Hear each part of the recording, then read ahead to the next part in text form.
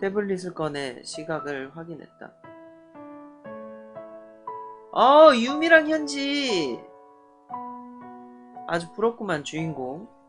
여자한테서 먼저 선톡이 왔어. 어? 부러워서 그런 거 아닙니다. 이래서 남녀공학을 나와야 해. 그렇지만 대학교는 원래 남녀공학이잖아. 그런데 나는 이런 경험이 없다? 본래 내가 문제가 있는 건 아닐까.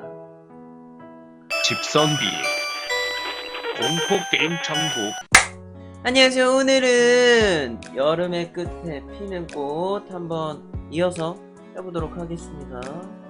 불러오기 예.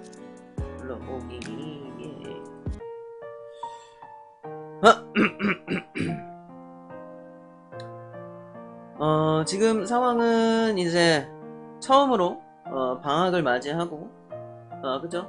방학을 맞이하고 유령을 만나고 나서 이제 방학이 시작이 되고 그 기억을 더듬기 위해 다른 구역으로 넘어왔습니다. 그럼 이어서 해보도록 하죠. 그런 이야기와 함께 건물 안으로 발걸음을 내딛었지만 1층 로비에서는 인기척이라고는 전혀 느껴지지 않는 싸늘한 분위기만이 나와 소녀를 반겼다. 빛바랜 층별 안내도, 깨진 LED 전구, 먼지가 잔뜩 묻어있는 엘리베이터 버튼. 이 건물에는 오직 나와 소녀, 아니 어쩌면 오직 나뿐인 것 같았다. 조용하네요. 주변을 둘러보던 소녀가 나지막히 말했다. 그러게. 벽면에 부딪힌 나의 목소리가 묘한 울림을 이룬다. 단지 나에게 전해질 뿐인 소녀의 목소리와는 확연히 다른 울림이었다. 먼지 묻은 엘리베이터 버튼을 누르자 이내 엘리베이터의 작동음이 들려왔다. 혹시나 고장난 건 아닐까 생각했는데 그건 아닌 모양이었다. 화재가 건물 전체로 번졌다고 했었죠? 엘리베이터가 내려오기를 기다리며 소녀는 주변을 이리저리 둘러보았다. 소녀가 바라보고 있는 곳에는 불길에 그을린 새까만 자국이 불길의 흔적으로 남아있었다. 주변의 고요한 분위기에 물들기라도 한 건지 더 이상 이야기가 오가지는 않았다. 단지 엘리베이터가 1층에 도착하기만을 기다릴 뿐. 바라보고 있던 숫자가 드디어 1로 바뀌고 불안한 소리와 함께 엘리베이터의 문이 열렸다. 불규칙한 주기로 천장에 전등이 명멸하고 있었기에 타도 괜찮은 걸까 하는 생각이 들었는데 소녀는 그런 걱정이 들지도 않았는지 먼저 엘리베이터에 탄 뒤였다. 소녀를 따라 엘리베이터에 들어간 나는 6층 버튼을 누르고선 막 명멸하는 조명을 바라보며 소녀에게 말했다. 조금 걱정되지 않아? 걱정이라니요? 왜 이렇게 조명도 깜빡이고 문이 닫히는 소리도 엄청 불안했잖아. 네? 문이 열렸을 때와 마찬가지로 불안하기 짝이 없는 소리와 함께 엘리베이터의 문이 힘겹게 닫힌다. 그 순간마저도 격렬하게 명멸하는 조명 아래서 고개를 한번 갸웃대는 소녀의 모습이 마지막으로 비춰진다. 나의 불안함이 현실로 다가온 걸까? 명멸 주기가 점점 빨라져 가던 조명은 문이 닫힘과 동시에 주변을 어둠으로 삼킨다. 뭐야? 소녀의 모습이 보이지 않게 된다. 마구잡이로 버튼을 눌러댔다. 심장이 너무 빠르게 뛰기 시작해 숨을 거칠게 내쉬는 것 말고는 할 수 있는 일이 없었다. 살려주세요라거나 도와주세요라는 말 한마디를 내뱉을 수가 없었다. 머릿속에서 난잡하게 떠오르는 생각들은 그 어느 것도 형체를 알아볼 수 없을 정도로 일그러져 있었다. 숨이 막혔다. 정신을 잃을 것만 같은 아득한 감각. 그 감각에 휩싸인 나는 마음속으로 살려달라는 무언의 아우성을 내지르고 있었다. 그 누구에게도 닿지 않는 아우성을 몇 번이고 드디어 어디론가 추락하는 듯한 감각이 나를 덮친다. 뭐지? 이대로 왜 그래요? 가쁜 숨소리 사이에서 소녀의 목소리가 들려왔다. 엘리베이터는 3층에서 문이 열린 채 멈춰 있었다.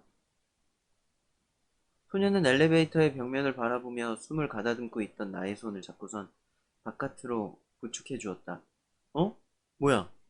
나의 무의식 속에 있는 무언가가 있었던 건가? 뭐지? 폐소공포증이라도 있었던 건가요? 바깥으로 나온 뒤에도 한참 동안 정신을 차리지 못하는 내게 소녀가 먼저 말을 걸어왔다. 쿵쾅대는 심장을 겨우 진정시키고는 나는 뒤를 돌아 엘리베이터를 힐끗 바라보며 소녀에게 물어보았다. 방금 무슨 일이 있었던 거야? 아무 일도 없었어요. 조명이 깜빡이지도 않았고 이상한 소리 같은 것도 들린 적 없는걸요? 뭐야, 그럼 나란 놈 뭔가 잠재의식이나 무의식 속에 내가 모르는 기억 같은 게 있는 거 아니야? 다시 한번 엘리베이터 버튼을 누르자 문이 열리고 내부의 모습이 보였다. 소녀의 말대로 불안한 소리는 들리지 않았고 조명이 깜빡이지도 않았다. 방금 전의 감각은 말 그대로 착각이었던 것 뿐일까? 몰랐는데 그런가 봐. 몰랐다고요? 몰랐어. 그러고 보니 유미와 함께 다닐 때도 항상 엘리베이터 대신 계단을 이용했었지. 영화관에서도 예전에 갔던 레스토랑에서도. 그래서 눈치채지 못하고 있었던 걸까? 하지만 분명 예전에는 이런 증세가 없었던 것 같은데. 그렇다면 이런 증상은 내가 아닌 이 몸의 원래 주인이 갖고 있었던 것이었으려나? 그럴 수도 있겠다. 하지만 그렇다고 하기엔 계단으로 올라가도 될까? 그렇게 해요. 바로 움직여도 괜찮겠어요? 괜찮아. 소녀에게 애써 괜찮아 보이는 표정을 지어 보이고선 나는 계단 쪽으로 발걸음을 옮겼다.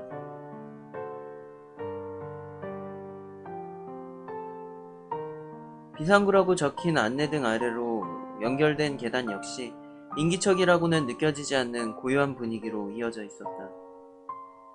계단을 반쯤 올라 5층에 다다려 할 때쯤 옆에서 나란히 계단을 걸어 올라가고 있던 소녀가 문득 옷깃을 잡아당겼다. 저기 뭔가 싸늘한 느낌 들지 않나요?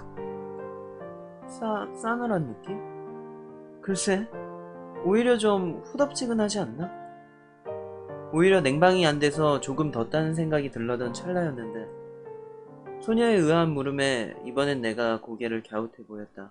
그러게요. 뜨거워요. 뜨겁다고? 그런 말과 함께 소녀의 발걸음이 갑자기 멈추었다. 옆을 돌아보자 소녀의 초점 없는 눈동자가 멍하니 허공을 응시하고 있었다. 제가 볼 수 있는 건 미래의 죽음뿐만이 아니었나 봐요. 혼잣말처럼 곧바로 이해하기 힘든 이야기를 중얼거리며 보여요. 보이다니? 뭐가? 소녀는 나의 손을 슬며시 붙잡았다. 죽음의 색이요.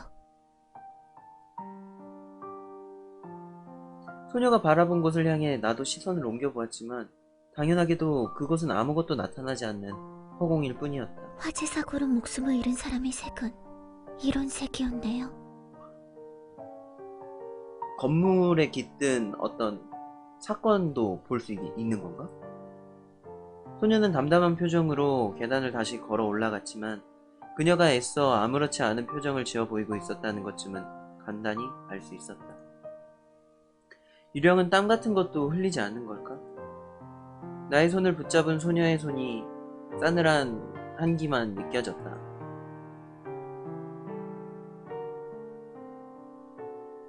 애초에 생각했던 6층에 도착하자 형용하기 힘든 공허함이 나와 소녀를 반겼다. 아무것도 없네. 화재 흔적을 지워내기 위해서인지 벽에 잔뜩 발린 시멘트와 반사된 나의 목소리가 제법 오랫동안 귓가에 울렸다. 소녀는 내 손을 놓고는 한 걸음 안쪽으로 발걸음을 옮기더니 아까처럼 허공을 빤히 바라보며 목소리를 내뱉었다. 이번에도 소녀의 목소리는 울림없이 나의 귓가를 스친다. 여기였나 보네요. 그 사진관이 있었던 곳이. 그러게. 지금은 사진관을 정리한 것처럼 보이네. 다른 가게들도 그런 거겠죠? 그 화재 이후에 이 건물에서 모두 방을 뺀 모양이네요. 하나도 남김없이. 조금 신기한 일이라는 생각을 하던 차에 소녀의 목소리가 다시 들려왔다. 이쪽 방화벽 너머로 넘어온 불길이 통로를 가로막아서 사진을 찍던 여학생과 남학생, 아마 둘은 남매인 것 같네요. 그렇게 둘이 불길에 갇혀 구조되지 못했어요. 아이고... 사인은 화재 연기로 인한 질식사. 하지만 시신은 사인조차 알아보기 힘들 정도로 훼손되어 있었겠죠.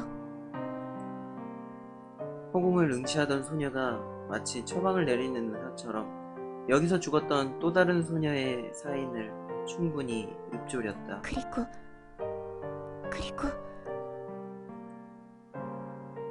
내가 보이지 않는 무언가를 쫓는 소녀의 눈동자. 엘리베이터에서 보았던 깜빡이는 조명처럼 소녀의 눈동자가 명멸했다. 미간을 찌푸려 명멸하던 눈동자를 감아버린 소녀가 머리를 움켜쥐고는 입술을 깨문다. 자세히 볼 수는 없었지만 그녀의 얼굴은 무언가를 애써 떠올리려는 듯 깊은 생각에 빠져 있었던 것 같았다. 이런 기분 처음이 아닌 것 같아요. 얼마 정도가 지났을까? 오랫동안 침묵에 잠겨있던 소녀가 입을 열었다. 긴가민가하는 표정으로 이야기를 꺼내는 소녀였지만 그녀의 목소리에는 분명 확신이 느껴졌다. 느껴본 적 있는 것 같아요.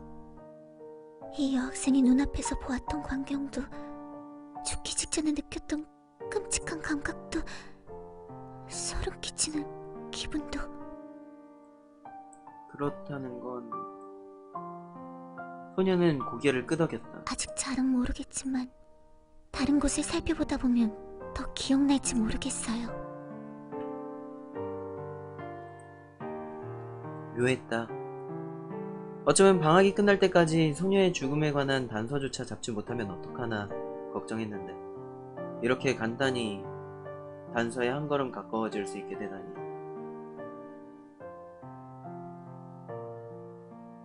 I'm Korean. Hello. 이런 게 말로만 듣던 초심자의 행운이라는 걸까? 나는 태블릿을 펼쳐 들고는 경로를 수정하기로 했다. 원래대로라면 그 다음에는 교통사고가 일어났던 근처역을 확인하러 가려 했지만 열차로 1시간 반 정도의 거리에 다른 화재 사고의 현장이 있었다.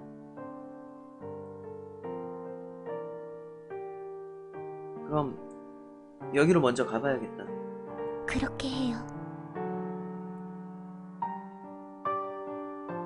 발걸음을 서두려는 소녀의 모습을 바라보자 심장 한쪽에서 묘한 감각이 따끔거리며 피어오름을 느꼈다. 그런 감각이었다. 오랫동안 정체를 알 수 없었던 내가 항상 느껴왔던 감각. 그 감각을 구체화하려 애쓰며 역으로 향해 걸었다.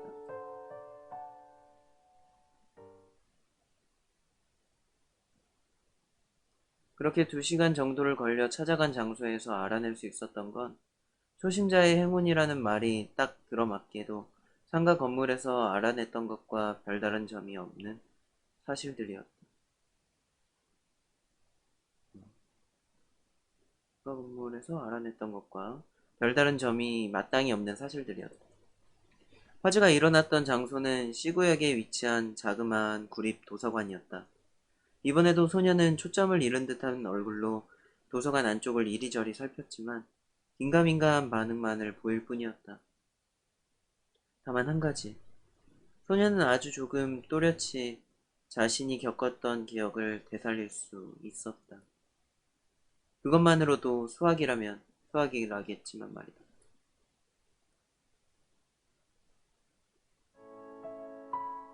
그나저나 가장 먼저 되돌아온 기록 그나저나 가장 먼저 되돌아온 기억이 그런 거라니 좀 그러네. 도서관에서 나와 다음 장소로 향하기 위해 역으로 걸어가며 나는 소녀에게 조금 멋쩍은 투로 말을 꺼냈다. 쓸데없는 기억이 떠올라 방해가 되는 것보단 낫잖아요. 아, 그런가? 어차피 사라져야 하는데 다른 기억들은 방해만 될 뿐이에요. 바닷가 나의 얼굴 사이 어중간한 곳을 바라보고 있던 소녀는 여태껏 그래왔던 것처럼 나와 그녀 사이의 벽을 치듯 반응할 뿐이었다. 하지만 네가 누구였는지 정도는 알고 싶지 않아? 글쎄요. 친한 친구는 누구였는지, 가족은 어떻게 지내고 있는지. 애매한 곳을 바라보고 있던 소녀는 조심스레 얼굴을 들어 나를 바라보았다. 여태까지 바닥을 향하고 있어 머리카락에 가려져 있던 얼굴이 모습을 드러낸다. 아까부터 소녀를 빤히 쳐다보고 있던 나의 눈동자는 필연적으로 그녀의 시선과 마주칠 수밖에 없었다. 그런데 말이에요. 저랑 이렇게 계속 얘기하면 사람들이 이상한 눈으로 쳐다보지 않을까요? 요즘엔 블루투스 이어폰이 익숙해져 있어서 괜찮을 거야. 그렇겠네. 그렇지만 다 모르는 사람이고 별로 상관은 없는걸? 함축된 의미도 내재된 의도도 그 무엇도 없는 단순한 말 한마디였지만 어째서인지 오랜만에 나에게 향했던 소녀의 시선이 차가운 색으로 물든다. 자신도 저들처럼 그저 스쳐 지나가는 행인 같은 존재일 거라고 이야기하고 싶었던 걸까? 확신은 할 수 없었지만 왠지 그런 표정 같다는 생각이 들었다. 그나저나 많이 걸어서 그런가 되게 덥네. 그렇지 않아? 조금 덥긴 하지만 전 괜찮아요. 화제를 다른 곳으로 급히 돌리고 싶었다. 주변을 둘러보자 때마침 타이밍 좋게도 근처에 있던 자판기 하나를 발견할 수 있었다. 저기 자판기에서 뭐라도 하나 사서 마시면서 가자. 좋을 때로요.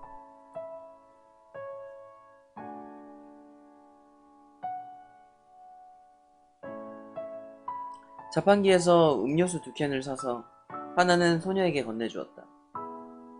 소녀는 감사합니다 라는 짤막한 감사 인사와 함께 내가 건넨 캔 음료를 받아들였다.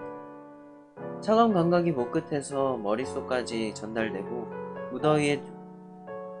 더위에 묻어져 있었던 사고회로가 제 기능을 되찾기 시작한다. 아마 가장 적은 비용으로 얻을 수 있는 최대한의 행복이란 건 이를 두고 말하는 게 아닐까. 그나저나 네가 정말 화재로 죽은 거라면 왜 유령인 채로 남아 이곳을 떠돌아다니게 된 걸까? 글쎄요. 어쩌면 화재 현장에서 죽음을 거부해야 할 만한 무거운 이유가 있었던 걸지도 모르죠. 캔 음료를 홀짝이며 나는 소녀와 다시금 현실과 동떨어진 이야기를 이어갔다. 그럼 방금 도서관에서 들었던 이야기랑 비슷한 걸 수도 있겠네. 비슷하다뇨? 내 말을 곧바로 이해하지는 못했는지 이내 소녀의 되묻는 듯한 투의 목소리가 들려온다. 캔 음료를 한 모금 더 삼켰다. 혀끝에는 달큰한 복숭아 향이 감돈다. 네가 도서관에서 봤던 그 여학생, 다른 초등학생들을 대피시켜주다가 자기는 미처 화재 현장을 빠져나오지 못하고 목숨을 잃었다고 했었잖아. 그러니까 너도 그 여자애처럼 누군가를 도와주려고 했지만 어쩌다 보니 그러지 못해서 그 일이 미련에 남았다던가. 정말 그런 이유에서일까요? 일단 추측뿐이지만 네가 기억을 되찾아서 미련 가질 만한 일이 뭐였는지 이런 거 알아내는 게 제일 정확하겠지? 그렇겠네요. 당연한 얘기에 소녀도 당연하다며 고개를 끄덕였다. 미적지근한 바람이 마주보는 방향에서 불어왔다.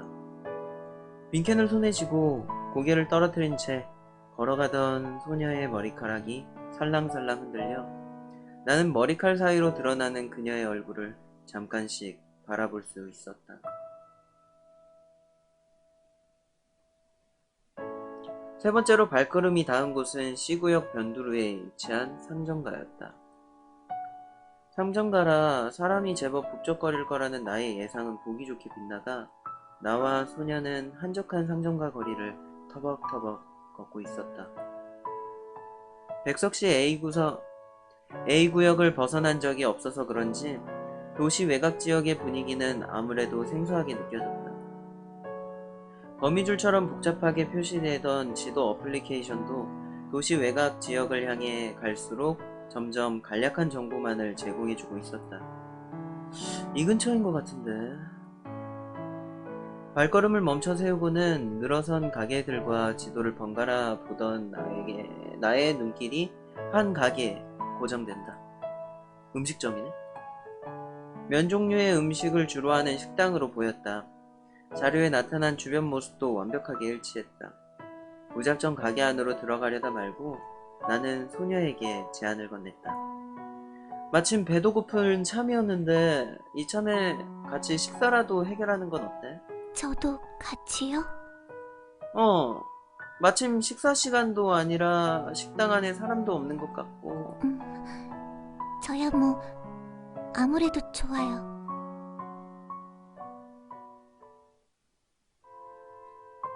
식당 안으로 들어서자 문 끄트머리에 달려있던 차인벨이 찰랑찰랑 울리며 나와 소녀를 반겼다.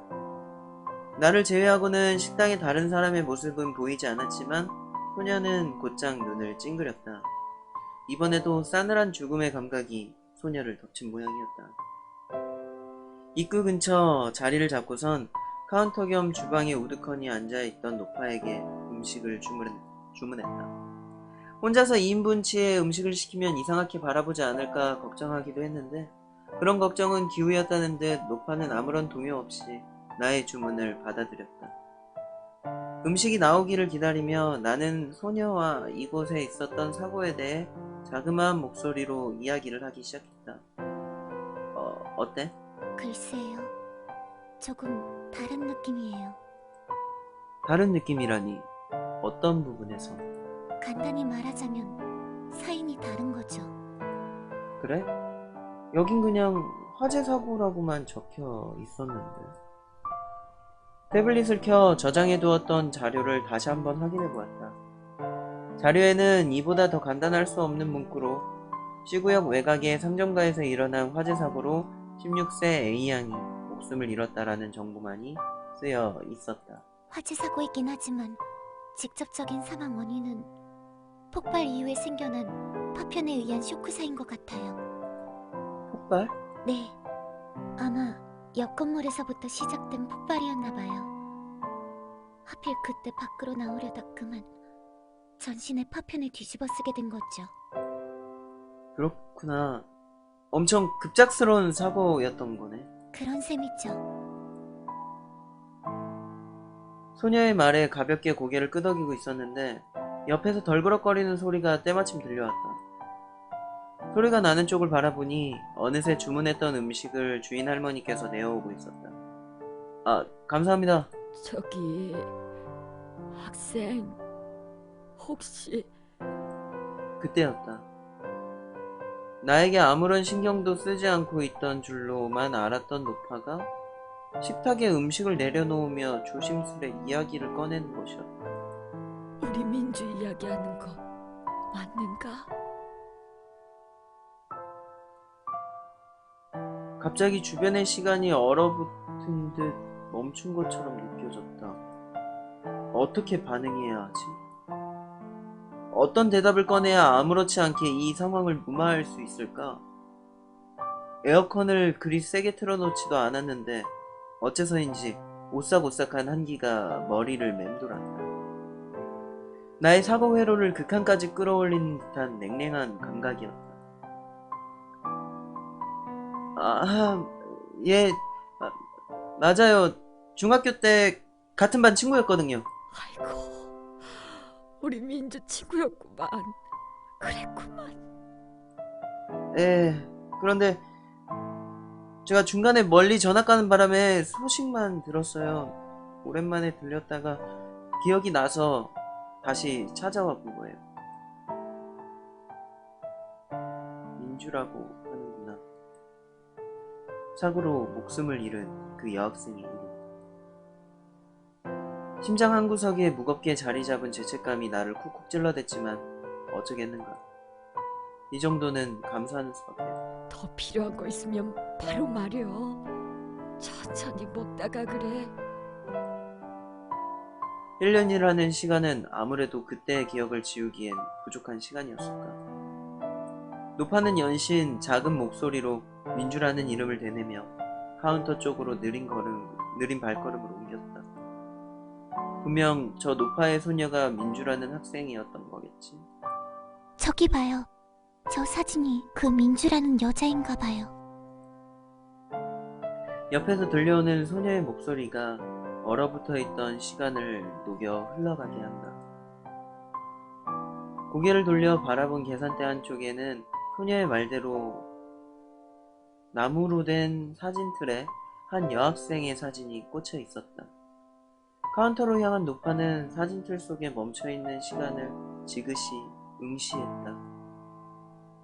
언뜻 보이는 사진 속의 여학생은 덧없어 보일 정도로 행복한 얼굴을 한 채였다. 차림새도 얼굴도 분위기도 확실히 소녀와는 달라 보이는 생김새의 여학생이었다. 사진 속의 소녀에게 정신이 팔려서였을까? 노파는 내가 2인분치의 음식을 시켰다는 것을 전혀 이상하게 생각하지 않고 있는 듯 해보였다. 그저 우리가 음식을 먹는 동안 홀로 조용히 슬픔을 삼킬 뿐. 맛있네요. 국수를 우물거리며 소녀는 그런 반응을 보였다.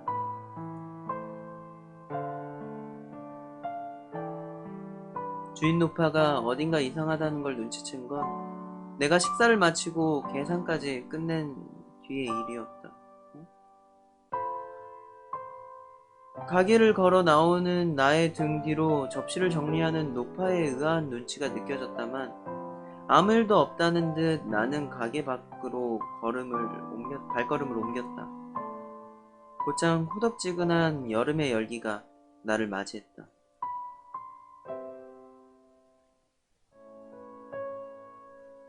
아, 이러다가 지옥 가는 건 아닐까 모르겠네. 사그라들 기미가 보이지 않는 열기 속으로 말걸음을 내디며 나는 반쯤 농담조로 중얼거렸다. 그럼 전 지옥에서 기다리고 있겠네요. 뭐야 그 반응은. 저도 공범이니까요. 고개를 돌려 옆을 바라보자 소녀의 미묘한 표정이 눈에 들어왔다. 어떻게 해석해야 하는 걸까? 소녀의 무뚝뚝한 목소리로 덧붙여진 이야기는 농담과 진담이 정확히 반씩 섞여 있는 것처럼 느껴졌다. 그나저나 몰랐어. 저 가게 주인의 손녀가 그 화재 사고의 피해자였을 줄이야. 그러게요. 하마터면 난처한 상황에 처할 뻔했어요. 그것도 그렇지만 되게 쓸쓸해 보였다. 그 주인 할머니. 좋은 곳에서 만났으면 좋겠네요. 좋은 곳이다. 그랬으면 좋겠네 라고 생각하며 나는 진심으로 그 두 사람을 향해 행운을 빌어주었다. 몇 걸음 정도 말없이 발걸음을 내디뎠을까? 소녀가 문득 걸음을 멈추었다. 제 가족도 그 할머니처럼 저를 여전히 생각하고 있을까요? 아마도, 아니, 분명 그러지 않을까? 그렇겠죠? 고개를 희미하게 끄덕이는 소녀의 표정에서는 진한 쌉싸름함이 묻어났다. 하지만 전혀 기억이 나지 않네요. 왠지 쌀쌀한 기분이에요. 한여름의 쌀쌀한 기분이란 어떤 것일지 좀처럼 감이 잡히진 않았다. 그럼 이제 어디로 가야 하나요? 소녀는 다시 걸음을 한 발짝 내디고서는 아주 약간 높아진 톤으로 내게 말을 건넸다. 어쩌다 보니 제법 무거워져 버린 분위기를 풀고자 하는 소녀 나름대로의 노력이었으리라. 마지막으로 근처에 있는 주택가 쪽으로 가보려고. 그쪽에서도 1년 전에 화재가 일어났었거든. 여기서 그리 먼 곳은 아닌가 보네요. 걸어서 30분 정도면 도착할 거야. 아마도 오늘의 마지막 경유지가 될 장소로 향하는 길. 그곳에서 일어난 일이 긍정적인 쪽이었으면 좋겠다고 생각하다 말고 묘한 딜레마에 빠진다. 소녀가 이야기를 했던 것처럼 왠지 쌀쌀한 기분이었다.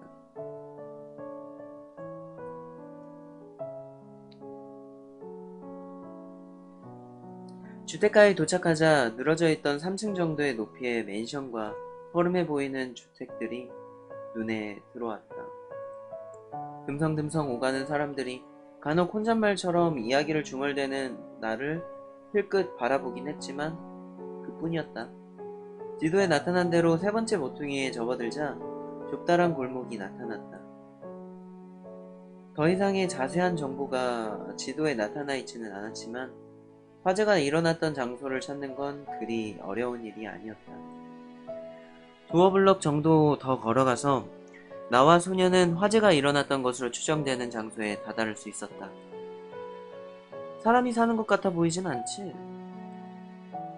여전히 불에 그을린 흔적이 남아있는 벽면을 힐끗 바라보며 나는 소녀에게 물었다. 그러게요. 화재의 흔적은 생각보다 길게 이어져 서너 가구의 벽면을 검게 칠해놓고 있었다. 화재가 일어난 곳이 한 군데였던 것만이 아닌 모양이었다. 불이 제법 크게 번졌나봐. 불길의 흔적이 이어진 곳을 찬찬히 바라보며 익숙한 장소를 찾아온 것처럼 발걸음을 옮겼다. 실제로는 단 한 번도 와본 적 없는 낯선 곳임에도 불구하고 어딘가 정겨운 구석이 느껴지는 모습이었다. 어쩌면 그 정겨운 것처럼 느껴지는 감각을 나는 그리워하고 있었던 것지도 모르겠다. 여기까지 번졌었나 보네. 나와 소녀의 발걸음이 짙은 회색의 상처가 끊어진 지점에서 멈춰섰다. 건너편 집에서는 주말 오후를 함께 보내는 가족 간의 행복한 이야기 소리가 들려오고 있었다. 불에 타 껍데기만 남은 이쪽의 풍경과는 상반되는 것처럼 느껴지는 화기애애한 분위기였다. 나는 다시금 시선을 무채색의 공간 속으로 옮겼다. 사람이 살고 있는 것 같진 않지만 그래도 내가 들어가면 좀 수상해 보이겠지? 저 혼자서도 괜찮아요. 그럼 여기서 기다리고 있을게. 나는 소녀가 반쯤 폐가처럼 변한 집으로 들어가는 것을 확인하고는 슬며시 고개를 돌려 벽에 몸을 기대었다. 무채색의 세계를 등진 나의 눈앞에는 온갖 색으로 덧칠된 세계가 펼쳐진다. 아직 해가 지기엔 조금 이른 시간의 하늘은 물감을 풀어놓은 듯한 푸른색으로 칠해져 있었고 도란도란 이야기 소리가 들려오는 맞은편의 가정집에서는 살갑기 그지없는 장밋빛 색이 새어나오고 있었다. 내가 그리워하던 감각이란 이런 것이었을까? 가족이라는 단어가 나의 머릿속을 맴돌기 시작하자 오래된 고민들이 하나둘씩 기다렸다는 듯 나의 앞에 모습을 드러냈다. 엄마랑 아빠는 어떻게 됐으려나? 잘 지내고 있을까? 아니 어쩌면 잘 지냈을까? 라고 묻는 것이 옳은 것일지도 모르겠다. 불현듯 가게에서 보았던 노파의 얼굴이 다시 한번 떠올랐다. 잘 지낼 리가 없지. 마치 꿈속에 들어있기라도 한 듯 나는 손을 펼쳐 손바닥을 빤히 바라보았다. 나의 몸은 아니지만 나는 나라고 자각할 수 있는 틀림없는 나다. 그렇다면 원래 나는 어떻게 된 걸까? 정말로 빈 껍데기만 남게 된 걸까? 나는 죽은 건가? 하지만 나라고 자각하는 존재가 이렇게 멀쩡히 살아있는데? 아... 플라나리아처럼 내 영혼의 두 짝으로 갈라진 게 아니라면 껍데기만 남은 내 몸은 분명 죽은 것이나 다름없겠지. 한숨이 절로 새어나왔다. 걱정이 안 될래야 안 될 수 없는 상황이었지만 걱정한다고 해서 달라질 것도 없는 씁쓸한 상황이기도 했다. 나는 벽에 기대서 선 채 오랜만에 가족들과 있었던 일들을 어렴풋이 회상했다. 군데군데 기억이 흐려진 곳이 있기는 했지만 전체적으로 가족에 관한 기억은 다른 기억들에 비해 비교적 또렷이 남아있었다. 미묘했다. 기억 속에서 앵무새처럼 돌아가야 한다고 말했던 무언의 아우성이 흐릿하게 들려왔다. 하지만 그 외침이 들려온 곳은 미묘하기 짝이 없게도 흐릿해진 기억의 틈 사이에서였다. 내가 기억하지 못하고 있는 내가 나를 부르는 것만 같은 바보가 된 기분이었다. 그리고 그 목소리는 어째서인지 바로 나의 등 뒤에서 들려오고 있었다. 목소리가 선을 그었다. 여태껏 희미한 점선으로밖에 그려지지 않았던 목소리의 흐름이 웬일인지 오늘따라 또렷이 직선으로 이루어지고 있었다. 마치 누군가와 나를 이어주려는 것처럼.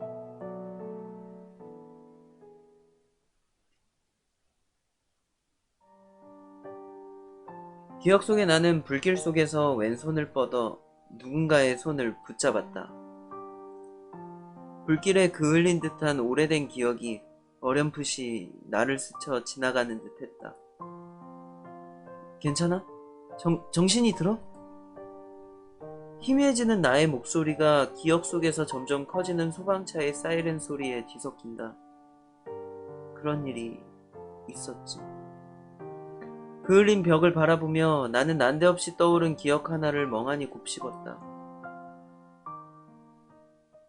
뭐지? 뭘 그리 보고 있나요? 나를 부르는 또렷한 목소리에 고개를 돌린다. 그곳에는 분명히 그 자리에 존재해 나를 빤히 바라보는 소녀가 있었다. 아무것도 아니야. 그냥 옛날 생각하고 있었어. 그랬군요. 나는 벽에 기대어 있던 자세를 고쳐 잡았다.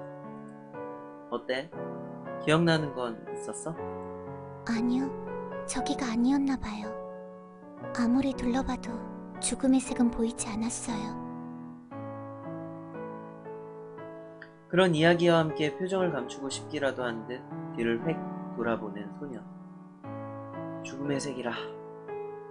주변을 아무리 훑어보아도 나는 발견할 수 없는 색이겠지만 소녀의 말대로 그녀가 방금 둘러보고 나온 집에는 아무런 색채도 느껴지지 않았다. 힐처럼 이어진 목소리가 들려오기는 했지만 소녀가 느꼈던 그 색채와는 전혀 다른 무언가였겠지. 소녀가 바라본 그 색채가 궁금하긴 했지만 애써 알고 싶지는 않았다. 그럼 저쪽으로 한번 갔다 와 볼게요. 불길의 흔적이 이어진 옆집으로 몇 걸음 정도 더 걸어가 이번에도 인기척이 전혀 느껴지지 않는 집 안으로 들어가는 소녀의 뒷모습을 바라보았다. 천천히 무채색의 세계 속으로 사라지는 소녀의 뒷모습에는 묘하게 쌀쌀한 기운이 감돌았다. 반쯤 열려있는 대문과 작동할 것 같아 보이지 않은 초인종을 위아래로 훑어보며 나는 잠시 생각에 잠겼다. 초인종 옆에는 잔뜩 그을려 글씨를 알아볼 수 없는 명패가 걸려있었다. 혹시나 새까맣게 묻어있는 그을림을 손으로 지원해보면 이름을 확인할 수 있지 않을까 하는 생각에 함께 명패를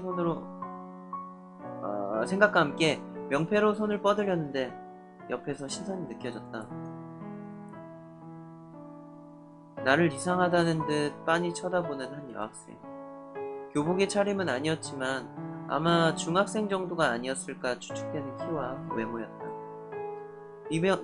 이번에도 내 주변을 스쳐가는 지나가는 사람 중 한 명이겠거니 하고 생각하고는 명패에 가져대려던 손을 내리고는 아무 일도 없었다는 듯 시선을 돌렸다. 괜히 수상하게 보일 만한 일을 하지 않는 게 좋을 테니까. 여기서 뭐 하는 거예요? 아주 잠깐 정적이 흐른다. 어? 아무것도. 거짓말. 아까부터 지켜보고 있었다고요. 계속 혼잣말만 중얼거리고. 여기 무슨 볼 일이라도 있어서 온 거예요? 그 여자의 눈에 나는 이미 이상한 사람으로 낙인 찍혀 있었던 모양이었다. 해가 지지 않는 주택가의 골목길은 여전히 더웠다. 다시 말해 나의 사고회고를 날카롭게 만들 수 있는 환경이 아니라는 뜻이었다. 그게 실은 예전에 여기 살던 여자애랑 같은 반 친구였거든? 또 거짓말. 무의식적으로 여자아이의 시선을 마주보는 것을 피하고선 나는 그렇게 말했다.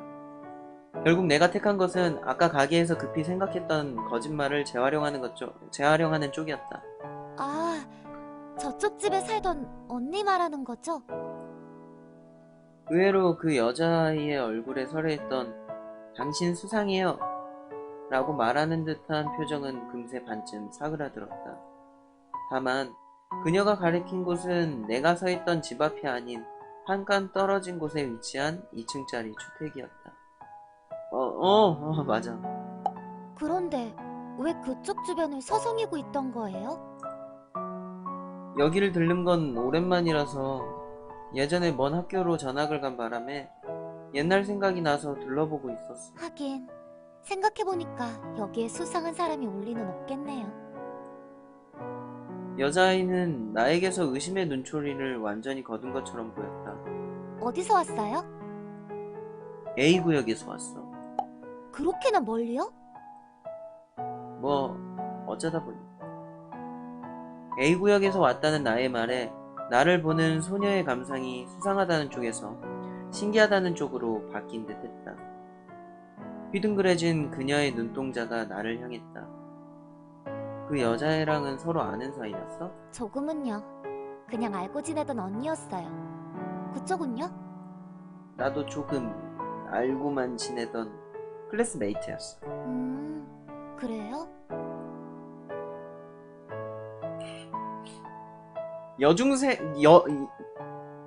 여자 중학교 다니는데 클래스메이트라고 한 거 아니야? 어딘가 믿기지 않는다는 표정을 지어 보이며 소녀는 고개를 갸웃거렸다.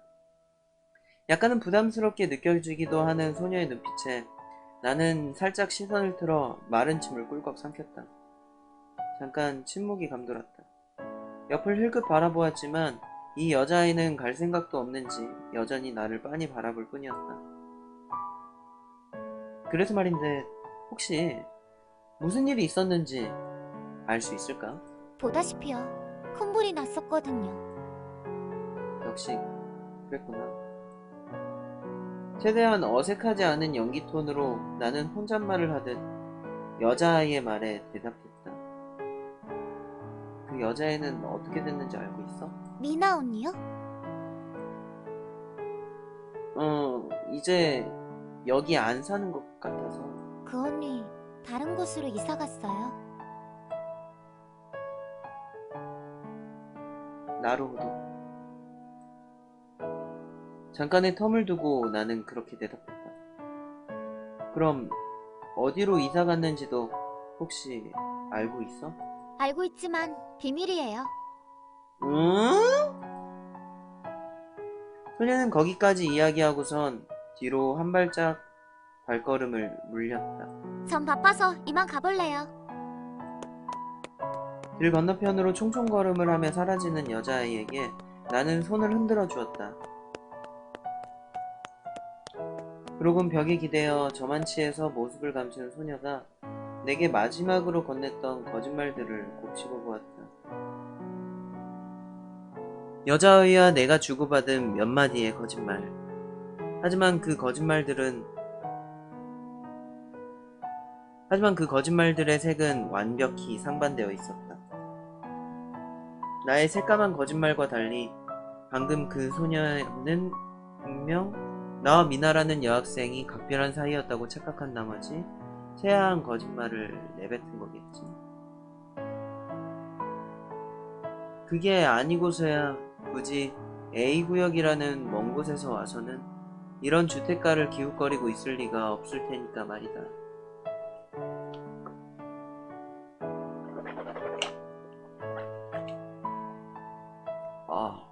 다른 핑계거리를 지어내야 하려나. 아무래도 나를 죽은 사람과 알고 지냈던 사람이라고 얼버무리는 건 나쁜 임시방편이었던 것 같다. 문득 그런 생각이 들었다. 어쩌면 거짓말을 했던 건 나 혼자뿐이었던 건 아닐까.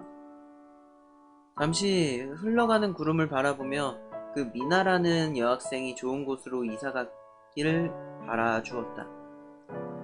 짤막한 묵념이 끝나고 마땅히 할 생각이 없어진 나는 유령소녀가 돌아오기만을 기다렸다.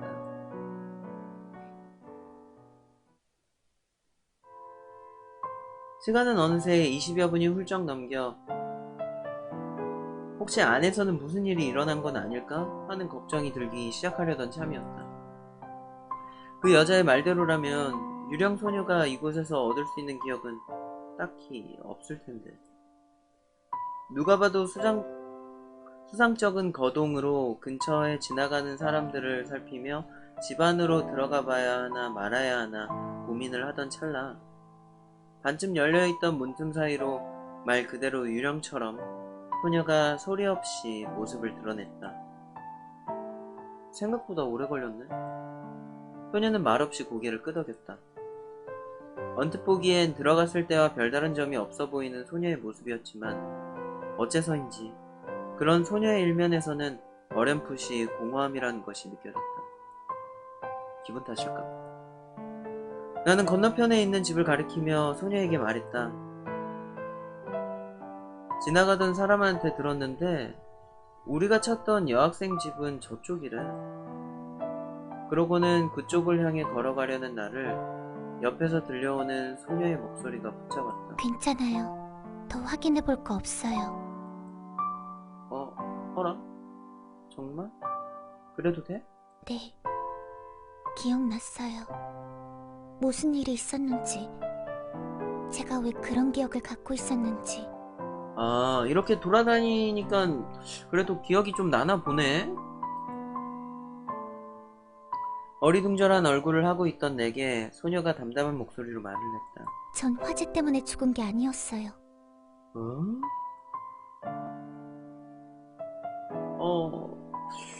소녀의 말을 문자 그대로는 이해할 수 있었지만 이야기의 맥락을 이해하기란 당연히 쉬운 일은 아니었다. 분명 아까까지만 해도 소녀는 자신의 죽음이 화재와 연관되어 있을 거라고 이야기하지 않았던가. 어떻게 된 거냐는 말을 꺼내기도 전에 나의 손에 차가운 감촉이 닿는다. 일단은 돌아가요. 가면서 이야기할 테니까요. 20여 분 동안 무슨 일이 있었는지, 소녀가 무엇을 기억해냈는지는 나로선 짐작조차 할 수 없었지만 소녀의 바람대로 일단은 역으로 향하기로 했다. 역을 걸어가는 동안 소녀는 아무런 말도 하지 않았다. 그렇다고 묵비권을 행사하는 건 아닌 것 같아 보였고 아무래도 소녀에게는 생각을 정리할 시간이 필요한 모양이었다. 정면을 바라보고 걸었다. 목소리도 발걸음 소리도 어떤 소리도 들려오지 않는 바람에 홀로 낯선 길을 걷는 것만 같은 기분이 들곤 했다. 물론 그럴 때마다 손바닥이 느껴지는 서늘한 감촉이 소녀의 존재를 이야기해 주었지만 말이다. 여기 도착할 때까지도 소녀는 생각에 잠겨있는 듯해 보였다. 소녀가 생각에 잠겨있을 때 입술을 깨무는 버릇이 있다는 걸 알게 된 것도 그때의 일이었다.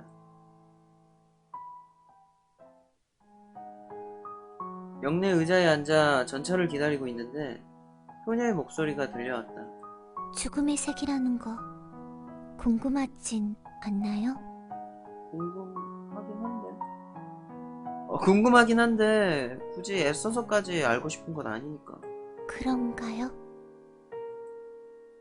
솔직한 대답이었다. 소녀도 그런 반응을 원했던 건지 가볍게 고개를 끄덕였다. 소녀는 고개를 슬며시 들어 주변을 둘러보더니 이내 시선을 자신의 무릎 쪽으로 떨구고 있었다. 이 시간대에 대합실에는 구역을 불문하고 오가는 사람들이 제법 많은 듯했다.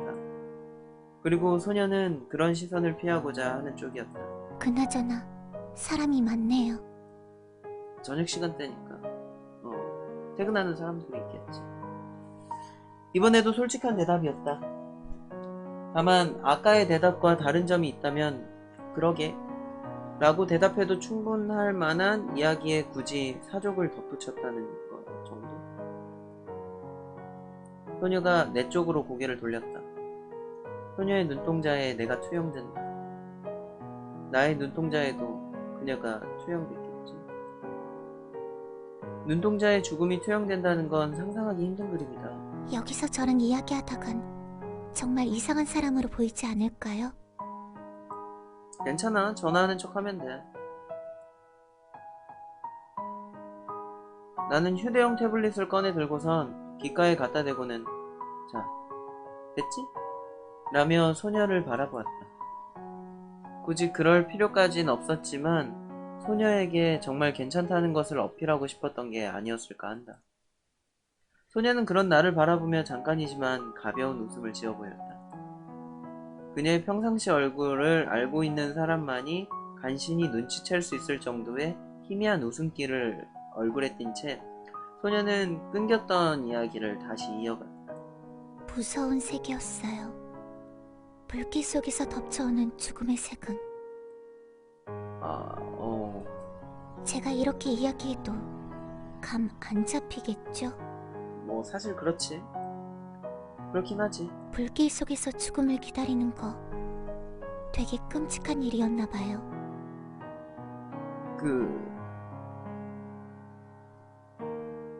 불에 타서 죽는 게 제일 극상의 고통이라고 하더라고요. 참고로 남자의 소중한 부분을 다쳐서 아픈 게 4위인가 3위 정도 돼요. 그것보다 아프다는 거예요.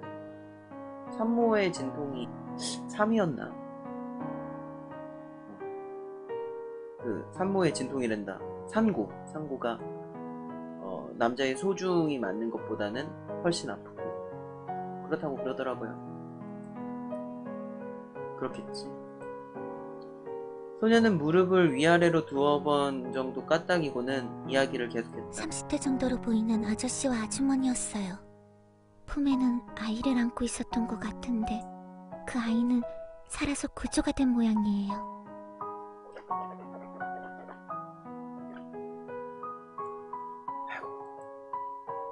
부모님이었나 보네. 그나저나 그 무서운 순간에 아이를 살릴 생각을 하다니. 나였으면 모르겠다. 흔히들 말하는 모성애나 부성애라는 걸까요?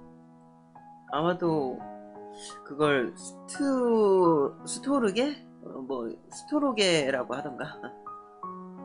언젠가 사랑에는 4가지 종류가 있다는 이야기를 들어본 적이 있었다. 그 중에서도 가족에는 이성을 뛰어넘는 힘을 가지고 있다고. 그 이야기를 꺼낸 선생님이 힘주어 말했었지. 사랑의 종류 뭐였지? 아가페, 에로스, 플라토닉 이렇게 3개로 나눈 거 아닌가? 하긴 사랑의 종류는 되게 많으니까. 고개를 돌려 옆에 앉아있던 소녀를 바라보자 그녀도 모성애나 부성애와 같은 단어를 마음속으로 곱씹고 있는 듯해 보였다. 생각보다 이른 타이밍에 열차가 역에 도착한다는 방송이 흘러나왔다. 내가 먼저 의자에서 몸을 일으켰고 소녀가 뒤따랐다. 열차 안에는 좌석에 앉기는 무리 같아 보일 정도의 사람들이 가득 차 있었다. 열차가 선로에 멈춰서고 나와 소녀는 안으로 발걸음을 내딛었다. 오는 길에는 좌석이 많이 남았었는데 돌아가는 길은 입석이었다. 반대로 됐으면 좋았을걸 하고 생각하며 차창 너머를 바라보았다. 아직은 푸르름을 잃지 않는 여름의 하늘이 슬슬 퇴장할 준비를 하고 있었다. 어쨌거나 하던 얘기를 마저 하자면 소녀가 가볍게 심호흡을 했다. 내쉬는 숨이 들이쉬는 숨보다 길게 들려서인지 소녀의 호흡은 한숨처럼 들리기도 했다. 그곳에서 죽음의 색을 보고 난 뒤로 기억이 조금씩 되돌아왔어요. 제가 화재 현장에서 죽지 못했다는 것도, 맨 처음 우리가 갔던 건물에서 떠올렸던 죽음의 색이 제 것이 아니라는 것도. 죽지 못했다니. 의도된 건지 의도되지 않은 건지는 잘 모르겠지만 여하튼 괴상한 단어 선택이라는 생각이 들지 않을 수가 없었다. 어떻게 된 일인 건지 기억 안 나? 어떻게 된 일인 건지도 기억나? 초등학교를 졸업하고 막 중학교에 들어갔을 때쯤이었을 거예요. 꽤 늦은 밤이었던 걸로 기억해요. 어쩌면 새벽이었을지도 모르겠고요. 여하튼 시간은 정확하게 기억나지 않지만 그날 집에 불이 났었어요.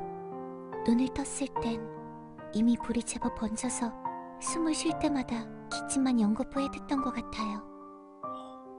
이게 뭐 타거나 불났을 때 이 뭐 다른 유해물질도 유해물질인데 일산화탄소가 나온단 말이에요. 그게 마셔본 사람만 압니다. 진짜 무서웠겠네. 잘 모르겠어요. 어쩌면 너무 무서워서 그대로 다시 눈을 감았는지도 모르겠고요. 차분한 목소리로 소녀가 말했다. 나는 소녀의 이야기를 가만히 듣고 있기만 할 뿐이었다. 기억은 잘 나지 않지만 누군가 저를 구해줬던 것 같아요. 그게 또 주인공이나 뭐 주인공이랑 연관되어 있는 게 아닐까? 다행히 소방관이 일찍 도착한 모양이네. 안타깝게도 다른 가족들은 그러지 못했지만요. 아이고야.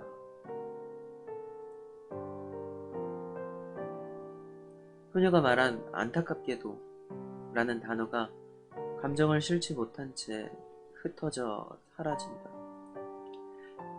무의식 중에도 감정이 실린 나의 다행이라는 단어와는 상반된 느낌이었다. 무표정한 얼굴로 그런 이야기를 또박또박 건네는 소녀의 모습은 마치 자신과는 아무런 상관이 없는 남의 이야기를 하는 것처럼 보이기도 했다. 화재로 죽은 건 제가 아닌 제 가족이었어요. 제가 기억해낸 죽음의 흔적은 제가 아닌 제 가족의 것이었던 거죠. 그랬구나. 제가 기억하는 건 여기까지예요. 죽음을 이야기하는 것이 원래 이렇게나 무감각한 일이었을까? 소녀와의 대화는 낮에 보았던 두 사람과 나눴던 대화와 완벽히 상반된 감정선을 이루고 있었다. 소녀는 차창 너머를 우두커니 바라보았다. 다시 원점이네요. 꼭 그런 건 아니야.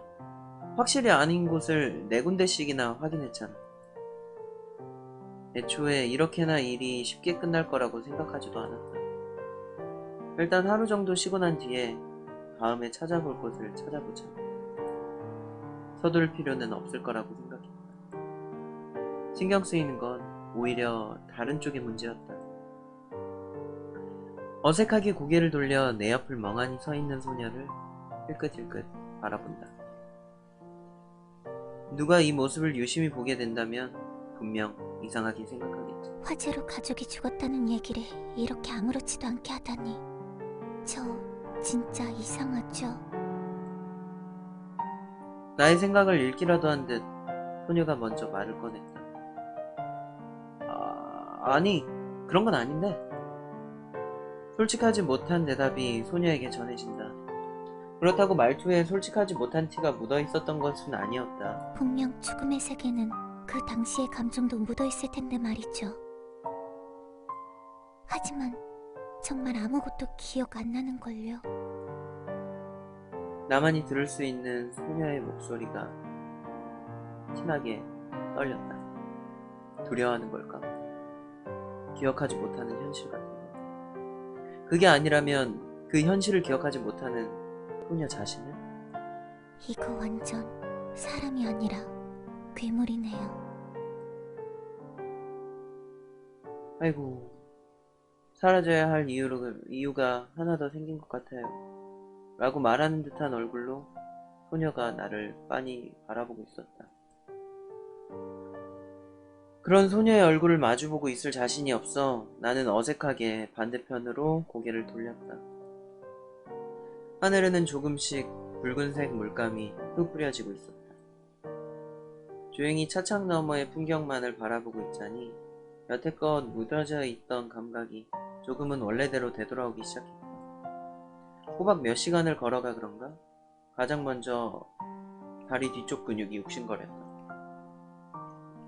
그 뒤로는 이것저것 찝찝한 감각들이 밀려 들어왔다. 등허리에 흘러내렸던 땀자국이라던가 신발에 들어온 모래먼지라던가 얼른 집에 도착해 씻고 이부자리에 눕고 싶다는 생각만이 머릿속을 가득 채웠다.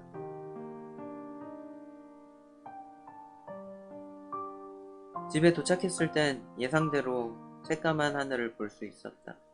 저녁 8시. 평소 같았다면 그대로 씻고 잠들기엔 이른 시간이었겠지만 오늘이라면 충분히 그럴 수 있을 것 같았다. 옆을 슬쩍 돌아보니 소녀도 티는 내려 하지 않으려고 있었지만 분명 얼굴에는 피곤한 기색이 역력해 보였다.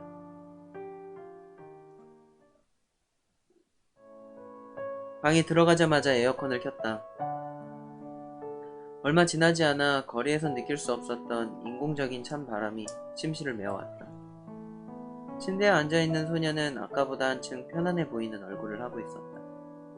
그럼 난 씻을게. 가볍게 기지개를 켜며 나는 욕실로 발걸음을 옮겼다. 욕실을 먼저 소녀에게 양보하려는 생각을 하지 않았던 건 아니었다.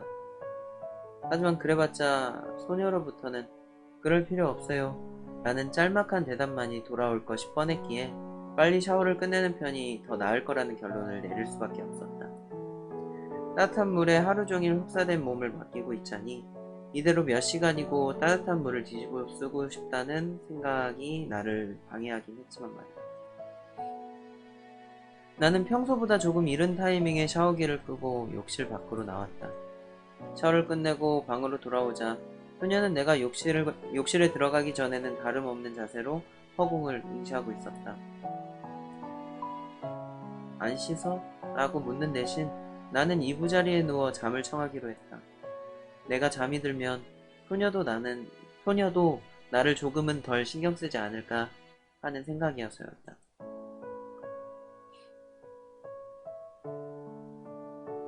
소녀에게 등을 보인 채 잠들려 하는데 어째서인지 잠이 잘 오지 않았다. 피곤함에 못 이겨 금세 꿈나라행 열차를 탈 줄 알았는데 하다못해 나는 억지로라도 잠에 들기 위해 양을 세기 시작했다. 양 한 마리, 양 두 마리.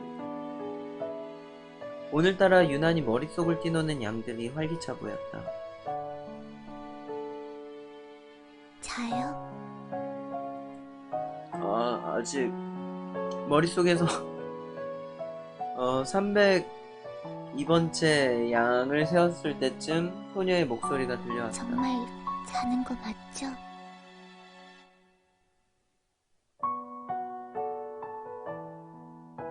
적당한 크기의 목소리가 기분 좋게 귓가를 간질렀다. 곧이어 나의 얼굴 위로 희미한 손길이 느껴졌다. 아마도 소녀가 나의 얼굴 위로 손을 흔들어 보이고 있는 모양이었다. 하마터면 미간을 움츠릴 뻔했지만 다행히 그런 일은 없었다. 스르륵 소녀가 몸을 일으키는 소리가 들렸다. 눈을 감고 있었지만 나로부터 조금 떨어진 곳에서 희미한 웃음소리를 찾을 수 있었다. 살짝 굵은 숨소리 같은 소녀의 웃음소리를 나는 어느새 정확히 집어낼 수 있는 모양이었다. 자는 척 하는 거라면 고마워요. 그런 이야기가 내 귀에 닿은 뒤 욕실 문이 여닫히는 소리가 들렸다. 그리고 얼마 지나지 않아 샤워기에서 물줄기가 떨어지는 소리가 희미하게 들렸다. 늦은 밤 빗방울이 찬문을 두들리는 것만 같은 익숙한 음색이었다. 300마리 언저리에서 나는 양을 세는 것을 그만둘 수 있었고, 여지껏 양을 세고 있던 나는 우습게도 그 소리를 신호로 천천히 잠에 들었다. 꿈을 꿨다. 전에도 여러 번 꿈을 꾼 적 있는 익숙한 꿈이었다. 거리를 걸었다. 사람이 없는 거리를 혼자 걷고 있었다. 이상하다는 생각은 전혀 들지 않았다. 오히려 발걸음 소리가 들려올 때마다 느껴지는 고요함이 더할 나위 없이 어울린다는 생각만이 들 뿐이었다. 그곳에는 아무도 존재하지 않았다. 당연히 그래야 한다는 것처럼 유미도, 현지도, 그리고 이름 모를 소녀도. 나는 이유 모를 쓴웃음을 지었다.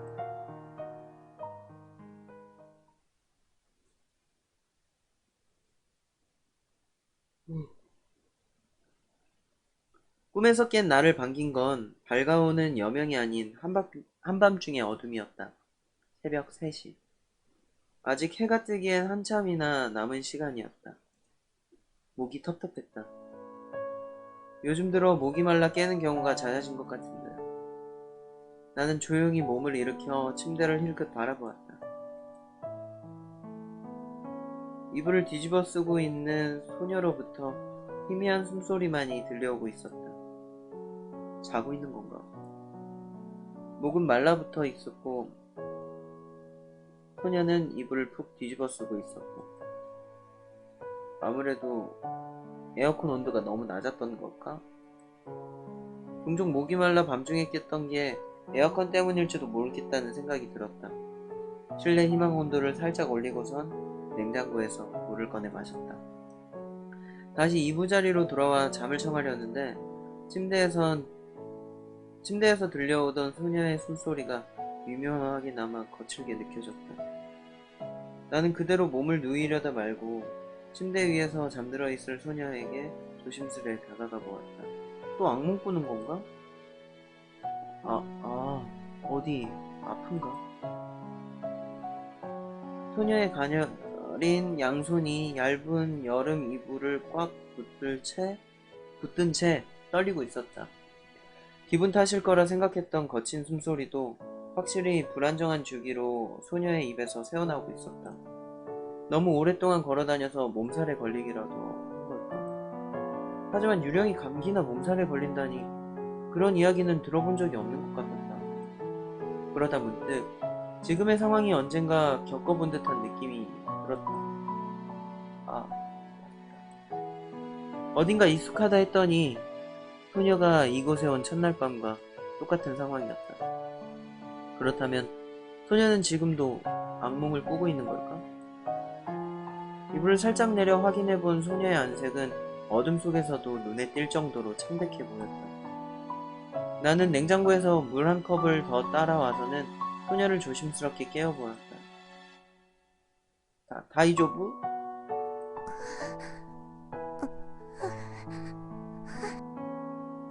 소녀는 나의 조심스러운 부름에도 여전히 잠에서 깨어나지 못하고 악몽 속을 헤매는 듯 보였다. 왜 진작 괜찮냐는 말을 건네지 못했던 걸까? 죽음의 색을 마주할 때마다 소녀로부터 느껴지던 흐릿한 위협. 여러 색이 뒤섞이면 새까매지는 것과는 달리 감정이란 뒤섞이면 뒤섞일수록 그럴싸한데? 빛처럼 새하얘져 버리는 걸까? 다른 사람과 눈을 마주치지 않기 위해 항상 고개를 푹 숙인 채 길을 걸어 다니던 소녀가 애써 바라본 죽음의 색은 분명 내가 상상하기 힘든 감각들로 물들어 있었을 것이다. 금세 잠에서 깨어났던 그날과는 달리 피곤해서인지 소녀는 깊은 잠에 빠진 듯해 보였다. 소녀를 흔들어 깨워야 하나? 아니면 그냥 이부자리로 돌아가는 수밖에 없으려나? 슬슬 몰려드는 새벽녘의 수면욕이 나의 선택을 재촉하고 있었다. 소녀를 깨운다고 해도 다시 잠에 든 소녀가 악몽에 도로 빠져들지 말라는 법도 없을 테고 어떡하지? 어떻게 해야 할까? 그 뒤로 내가 어떤 의식의 흐름에서 그런 선택을 하게 된 건지 잘 모르겠다. 그저 그랬던 것 같다는 생각이 들었다. 소녀의 옆에 잠시 앉아 그녀의 머리를 쓰다듬으며 나는 지금은 존재하고 있지 않을 오래된 팝송 하나를 조용히 흥얼댔다. 모든 것이 다 괜찮아질 거라는 멜로디가 소녀의 귓가에 연주되고 나의 손은 샴푸 향이 여전히 남아있는 그녀의 머리카락을 천천히 쓰다듬는다. 기억에 남아있는 멜로디가 다 연주되었을 때쯤 소녀는 오컬트 부실에서 보았던 그 편안한 얼굴을 한 채 새근새근 잠에 들어 있었다.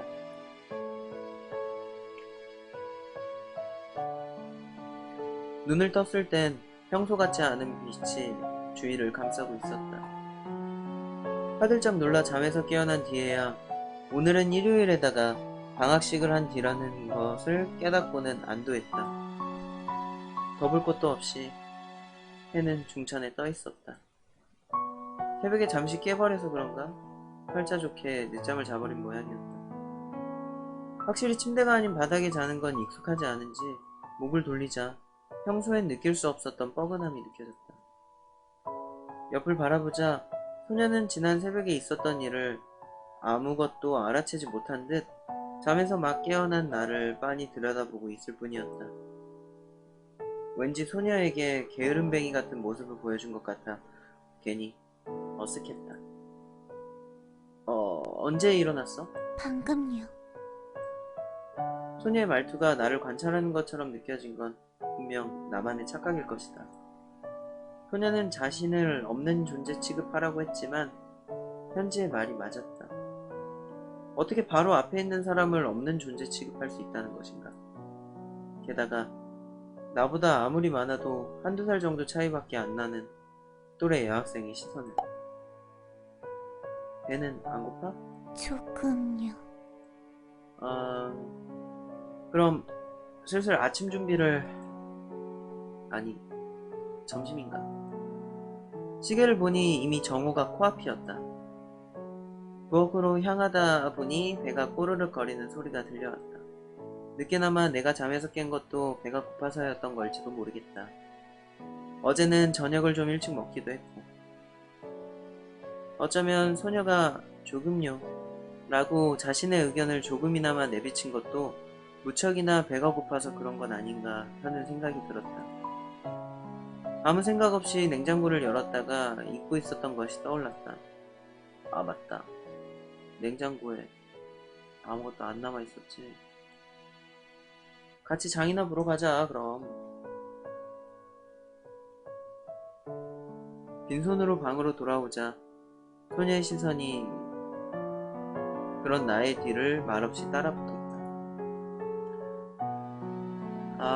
생각해보니 냉장고에 남아있는 게 아무것도 없어서 마트 금방 갔다 올게. 대충 외출복으로 갈아입은 나는 얼른 마트로 향했다. 현관을 나선 뒤에야 뒤늦게 소녀에게 점심으로 뭘 먹고 싶은지 물어볼 걸 하는 생각이 들었지만 돌아올 대답은 뭐든지 괜찮아요 같은 세상에서 가장 간단하면서도 난해한 문장이기 뻔했다.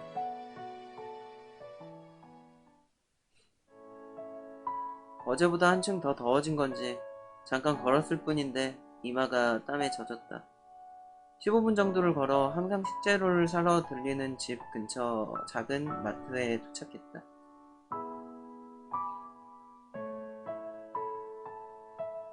붉은색 카트를 몰고 식료품 코너 주변을 맴돌기 시작했다. 말은 작은 쇼핑몰이라고 했지만 그건 어디까지나 A구역 중심부에 위치한 대형 쇼핑몰과 비교했을 때의 이야기다. 비교하자면 이곳은 있을 건 다 있을 곳이고 대형 쇼핑몰은 없어도 될 것까지 다 있는 곳이라고 할까. 나는 익숙한 리듬에 맞추어 식료품 코너를 배회했다.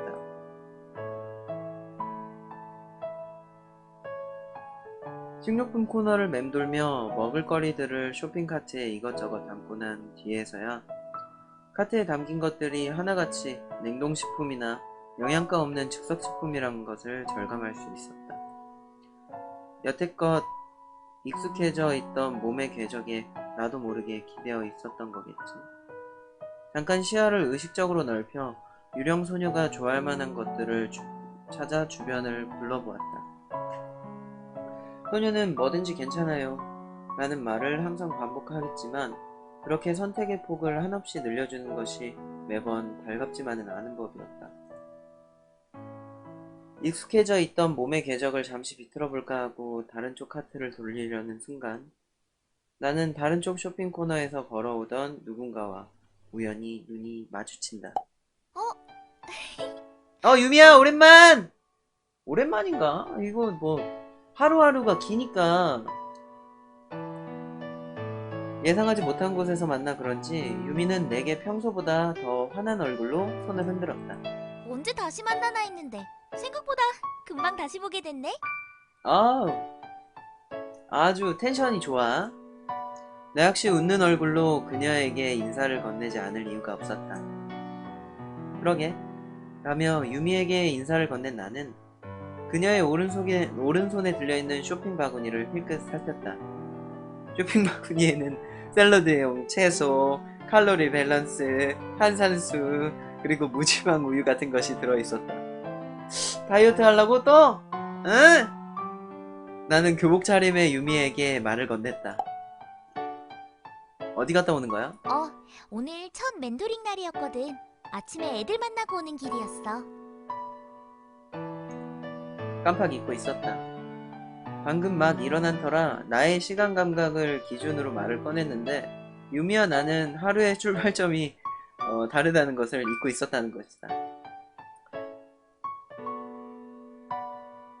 그러게요. 유미 메인 테마곡이 아주 발랄하네요.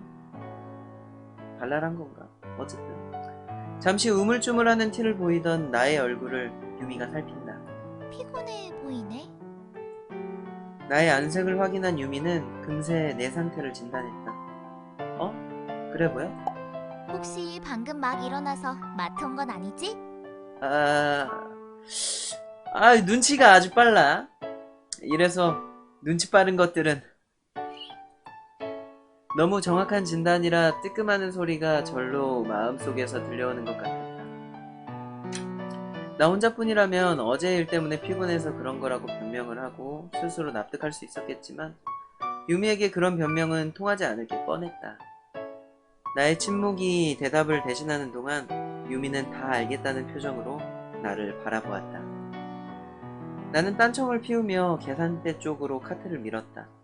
유미가 뒤따라왔다. 아무래도 유미 역시 마찬가지로 장을 다 본 모양이었다. 그동안 유미의 잔소리가 계산대에 도착할 때까지 이어졌다.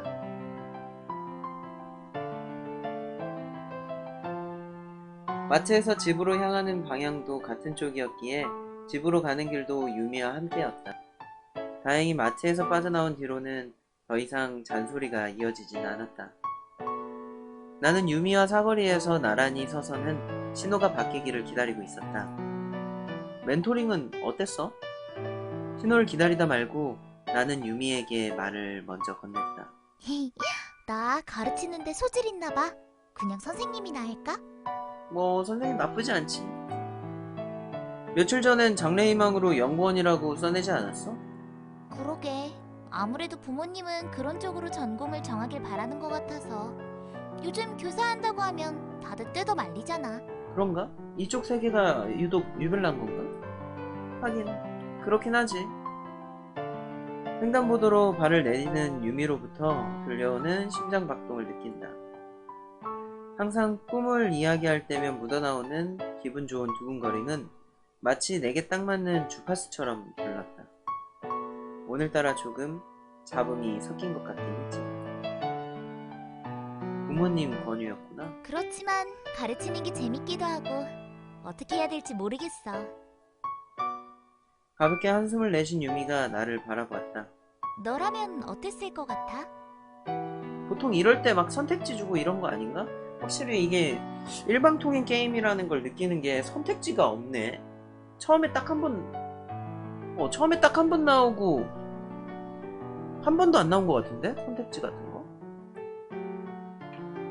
그런 질문을 해도 난 네가 아니잖아. 그런가? 뻔한 대답이지만 네가 행복할 수 있는 선택을 했으면 좋겠다. 뻔한 대답이라. 그리고 무언가를 좋아한다는 건 그 사람에게 있어 엄청 특별한 거니까. 뻔한 대답이라고는 했지만 평소와 다르게 제법 진지한 나의 목소리에 놀라기라도 한 걸까? 눈을 천천히 깜빡거리며 가볍게 생각에 잠기는 유미. 유미는 마치 내가 볼 수 없는 것을 보는 듯 새파란 하늘 어딘가에 시선을 고정하고선 집으로 발걸음을 옮겼다.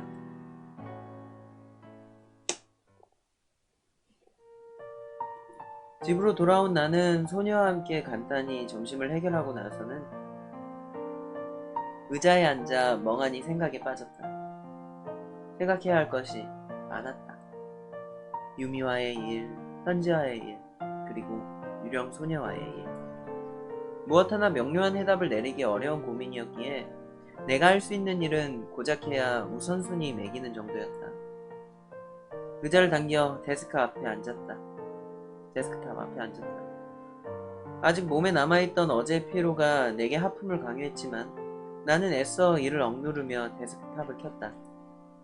고개를 돌려 침대 쪽을 힐끗 바라보자 아까 전부터 크게 바뀌지 않는 자세로 나를 지켜보고 있던 소녀가 눈에 들어왔다. 두 명이 함께 있는 방치고는 너무 고요한 분위기가 아까 전부터 이어지고 있었다. 어제의 일 때문이었던 건가? 소녀는 아침부터 피곤한 건지 기운이 없는 건지 집안일을 할 때를 제외하면 자신의 2배보다 조금 더 큰 침대에서 대부분의 시간을 보내고 있었다. 마치 그곳에서 벗어날 수 없는 것처럼 말이다.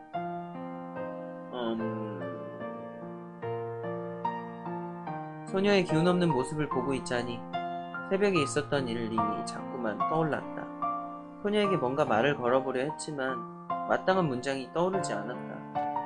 할 수 없이 나는 우선순위 맨 윗부분에 올려두었던 일을 시작했다.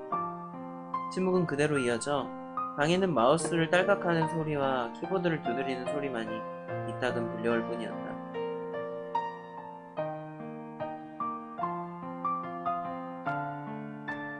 막상 2번째로 찾아갈 장소를 정하자니 생각할 것들이 꽤나 많았다.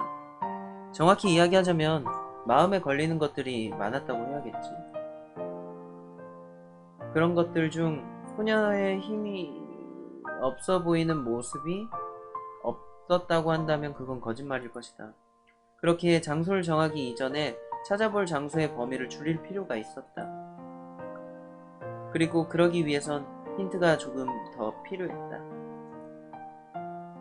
의자를 살짝 뒤로 밀고선 기지개를 켜며 등 뒤의 소녀를 향해 시선을 슬쩍 옮겼다. 이름도 나이도 자신이 누구였는지도 아무것도 기억하지 못하는 소녀가 자신을 증명할 수 있는 증거란 단 하나뿐이었다. 분명 어디서 본 기억이 있는데 꿈에서 본 것이 아니라면 분명 언젠가 어디선가 본 적이 있었던 교복이었다. 다만 문제라면 그 언젠가가 언제인지도 어디선가가 어디에서인지도 명확하게 기억이 나지 않는다는 것. 소녀의 출신 중학교를 알게 된다면 의외로 쉽게 문제 해결의 핵심에 다가갈 수도 있을 것 같다고 생각했지만 소녀가 입은 교복이 어느 중학교의 것인 건지 알아내는 건 쉬운 일이 아니었다. 엠블럼도 이름표도 아무것도 남아있지 않은 평범한 디자인의 교복.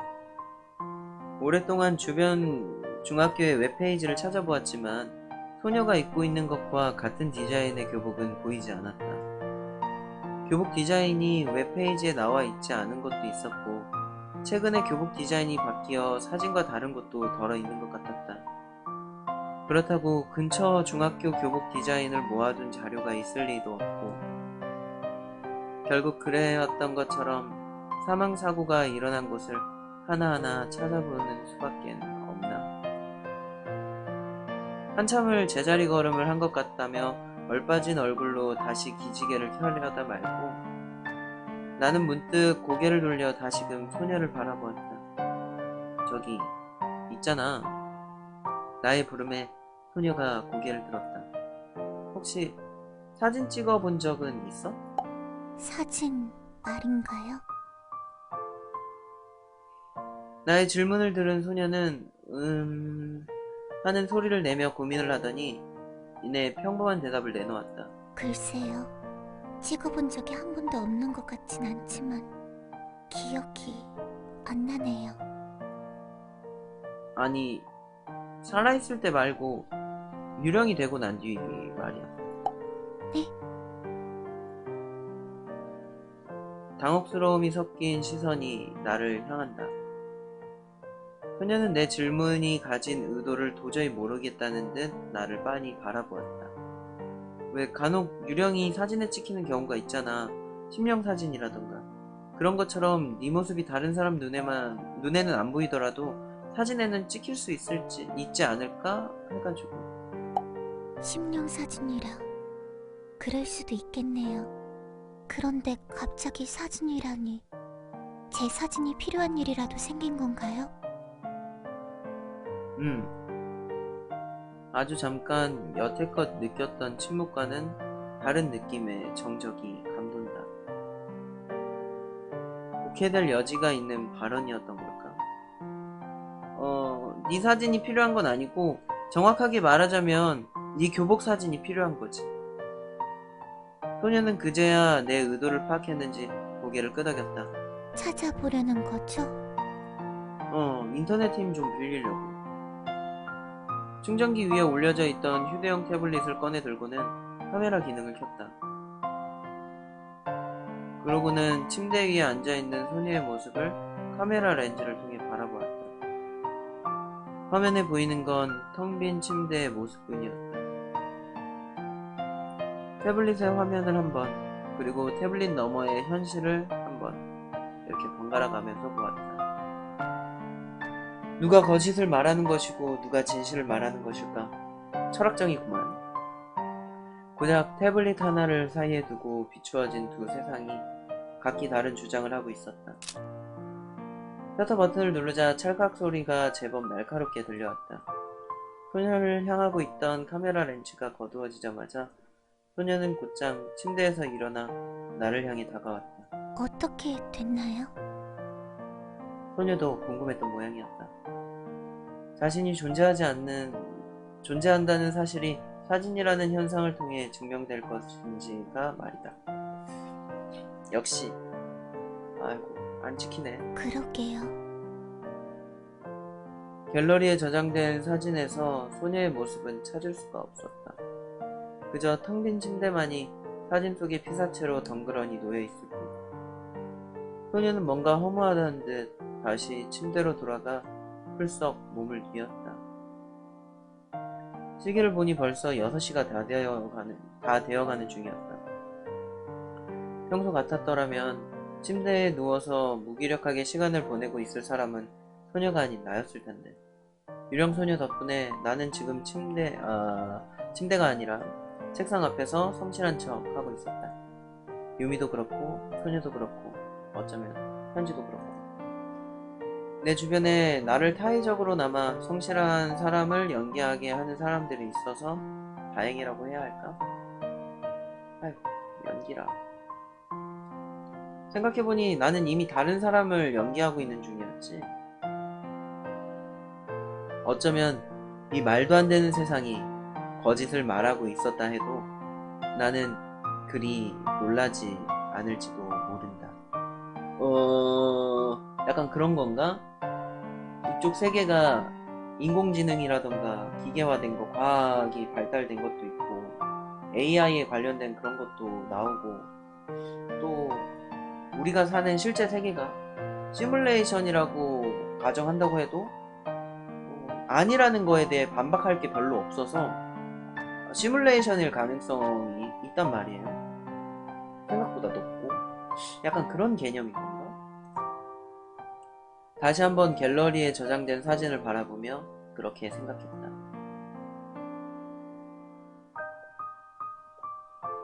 1시간 정도를 더 컴퓨터 앞에 앉은 채 보냈다. 이렇게 오랫동안 한 가지 일에 집중을 한 적이 언제였나 싶을 정도로 오랜 시간을 보낸 듯하다. 학교 웹페이지와 사망사고가 일어났던 장소들을 교차해가며 살펴보던 내가 문득 떠올린 것은 모 학교에서 일어난 자살사고에 대해 좀 더 자세히 알아보자는 거였다. 확신은 없었지만 나의 못 믿어온 감이 그쪽을 향하고 있었다. 생각이 거기까지 닿자 나는 바로 소녀를 불렀다. 내일 나가보려는데 괜찮아? 어때? 네, 아무 곳이나 상관없어요. 아니 그게 아니라 몸은 좀 괜찮나? 그래서 물어본 거야. 몸이요? 어제 너무 많이 걸어서 피곤한 건 아닌가 해가지고. 괜찮아요. 움직일만은 하니까. 왜 네이클로버가 있는 걸까? 침대에 걸터 앉았던 소녀는 다리를 아래 위로 두어 번 까딱대더니 자리에서 폴짝 일어나 내 뒤로 다가왔다. 내일 갈 곳은 어디로 정했나요? 여기 B구역에 있는 중학교에 가보려고. 나는 의자를 살짝 옆으로 틀어 소녀에게 모니터 화면을 보여주었다. 소녀는 모니터를 들여다보더니 하고는 짤막한 소리를 내었다. 다른 곳은 아직 생각 안 해뒀나요? 내일은 저기 한 곳만 가볼 거야. 한 군데만요? 어제 너무 많이 걸었더니 피곤해가지고. 실은 다른 이유에서였지만. 좋아요. 그렇게 해요. 에이, 표정은 그렇지 않은데. 소녀는 언제나 그랬듯 고개를 끄덕였다. 자리에서 일어나 시각을 확인하고 살짝 늦은 감이 없잖아 있는 저녁을 소녀와 함께 먹었다. 여전히 2인분치를 요리하는 건 익숙치 않아서인지 식탁에 올려진 요리는 지난번보다는 나았지만 여전히 엉성한 건 그대로였다. 어차피 냉동 사서 갔잖아. 그게 요리할 게 뭐가 있나? 냉동이? 아이고 그래 스파게티 같은 것도 했었으니까. 방학이 시작한 뒤 첫 번째 주말이 그렇게 지나갔다. 이런 신기한 주말을 나는 몇 번 정도 더 맞이할 수 있을까? 그리고 이런 주말이 끝나고 난 뒤엔 나는 조금은 달라져 있을까?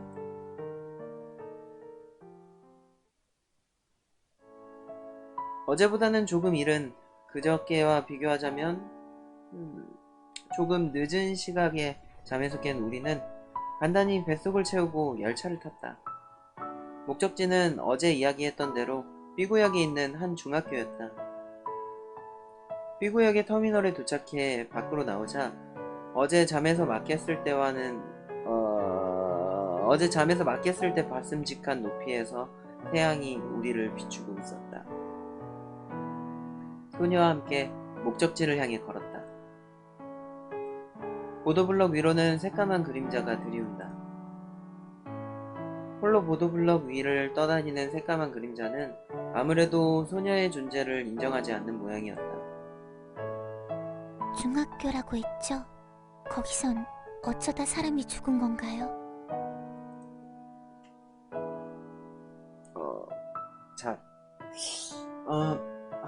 자살이래. 옥상에서 뛰어내렸나봐. 그런가요? 예상대로 무덤덤한 반응이었다. 일면식도 없는 생판 남의 이야기를 들은 것처럼 말이다. 나는 이야기를 이어갔다. 자살이라는 것에 대해서는 어떻게 생각해? 소녀가 조금이나마 이야기 속에 자신을 대입시켜버리길 바랬던 걸까? 속으로는 주저하긴 했지만 이미 그런 질문을 건넨 뒤였다. 소녀는 입술을 슬며시 깨물더니 이내 입을 열었다. 글쎄요.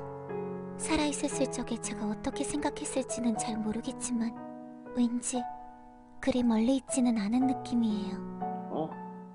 그럼 자살 기도를 해수술 가능성도 있었다. 그렇구나. 나의 입과 눈이 서로 상반된 반응을 보이고 있었다.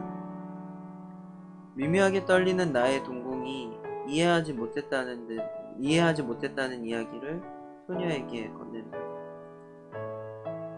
소녀는 나의 눈동자에 쓰인 메시지를 금방 포착한다. 마치 눈동자에 쓰여있던 건 뭐든 읽어낼 수 있다는 듯이 말이다.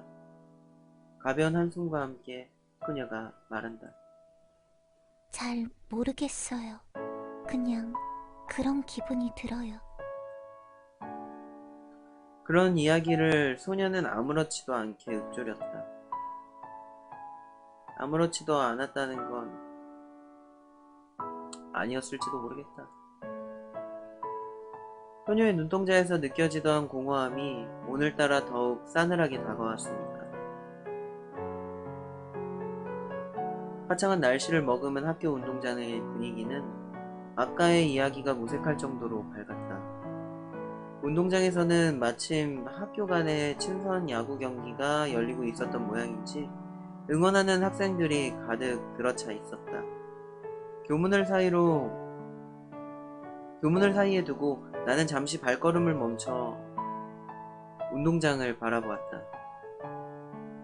사실 예상하지 못했던 장면이었다. 어제까지만 해도 분명 지금 이 시각 정도면 중학교에는 사람이 없을 거라고 생각했었는데 아무래도 중학교는 아직 방학이 시작되지 않았는지 평소의 모습 그대로였다. 이래서야 학교 안으로 들어가는 건 아무래도 무리가 있어 보인다. 미처 생각 못했네. 아직 중학교는 방학이 아닐 줄이야. 나는 머쓱한 얼굴로 마운드에서 공을 던지는 학생의 모습을 바라보았다. 익숙한 느낌의 운동장과 그 전경이었다. 다들 열심히네요. 그러게. 걸음을 멈춘 채 운동장을 바라보고 있는 것이 비단 우리뿐만은 아니었는지 동적인 운동장의 전경과 대비되는 한여름날의 새털 구름이 나의 시야를 스쳤다. 옆으로 힐끗 시선을 돌리자 운동장의 학생들을 빤히 바라보는 소녀가 보였다. 그녀의 눈동자에는 추억도 기억도 아무것도 담겨있지 않았다. 흘러가는 지금만이 눈동자의 고지곳대로 새겨질 뿐.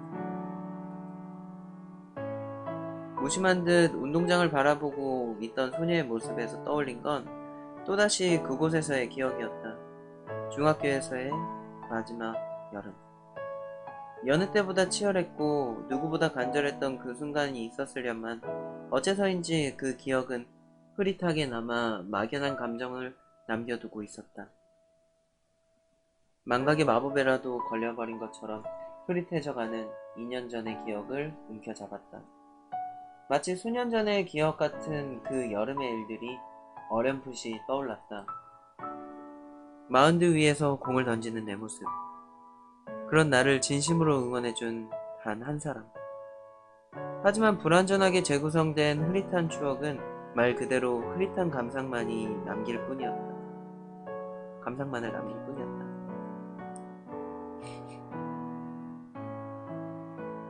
뭘 그렇게 골똘히 생각하는 건가요? 근데 계속 이렇게 어떤 장소를 찾아가면 찾아갈수록 나와 관련된 기억도 계속 뭔가 재구성이 되네. 운동장을 바라보고 있던 소녀가 불쑥 말을 꺼냈다. 저기서 공 던지는 학생 멋있어 보이지 않아? 그건 갑자기 왜요? 그냥 갑자기 물어보고 싶었어. 뭐라고 대답을 해야 할지 모르겠다는 어색한 표정을 소녀는 지어보였다. 실은 옛날 생각이 문득 나서 물어본 거야. 옛날 생각이요? 야구 좋아했거든. 잘하기도 했고. 그런가요? 흥미를 보인다고도 그렇다고 흥미가 아예 없다고도 할 수 없는 애매한 목소리가 대답으로 돌아왔다. 소녀는 다시금 운동장 안쪽을 기웃대며 물었다. 역시 지금 같이 들어가 보는 건 무리려나요? 그렇겠다.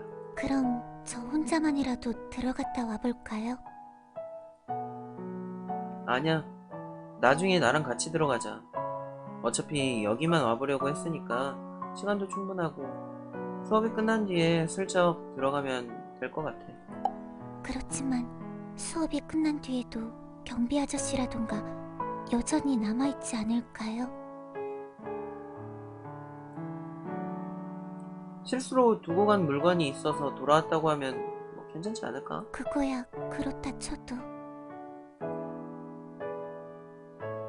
소녀의 시선이 아래 위로 나를 훑었다. 머뭇대며 바로 말을 꺼내지 못하는 소녀였지만 무슨 말을 하고 싶은지 충분히 알 것 같았다. 이 세계 속의 나는 어쩌면 노안일지도. 그래서 그런 건가? 뭐야? 나 정도면 중학생으로 보일만 하지 않아? 의심받을 거라 생각해요. 생각보다 단호하네. 맛없는 요리를 먹으면서도 불편한 시간을 보내면서도 항상 선의의 거짓말을 해주었던 소녀라도 이것까지는 무리인 모양이었다. 그나저나 내 몸이 내 몸 같지 않아서일까. 소녀로부터 그런 말을 들었어도 특별히 데미지는 없었다. 괜찮아. 뭐 잡아떼면 별 문제 없겠지. 여차하면 도망내감이. 괜찮아. 잡아떼면 뭐 별 문제 없겠지. 여차하면 도망치면 되고. 나쁜 짓 하려는 것도 아니잖아. 알겠어요.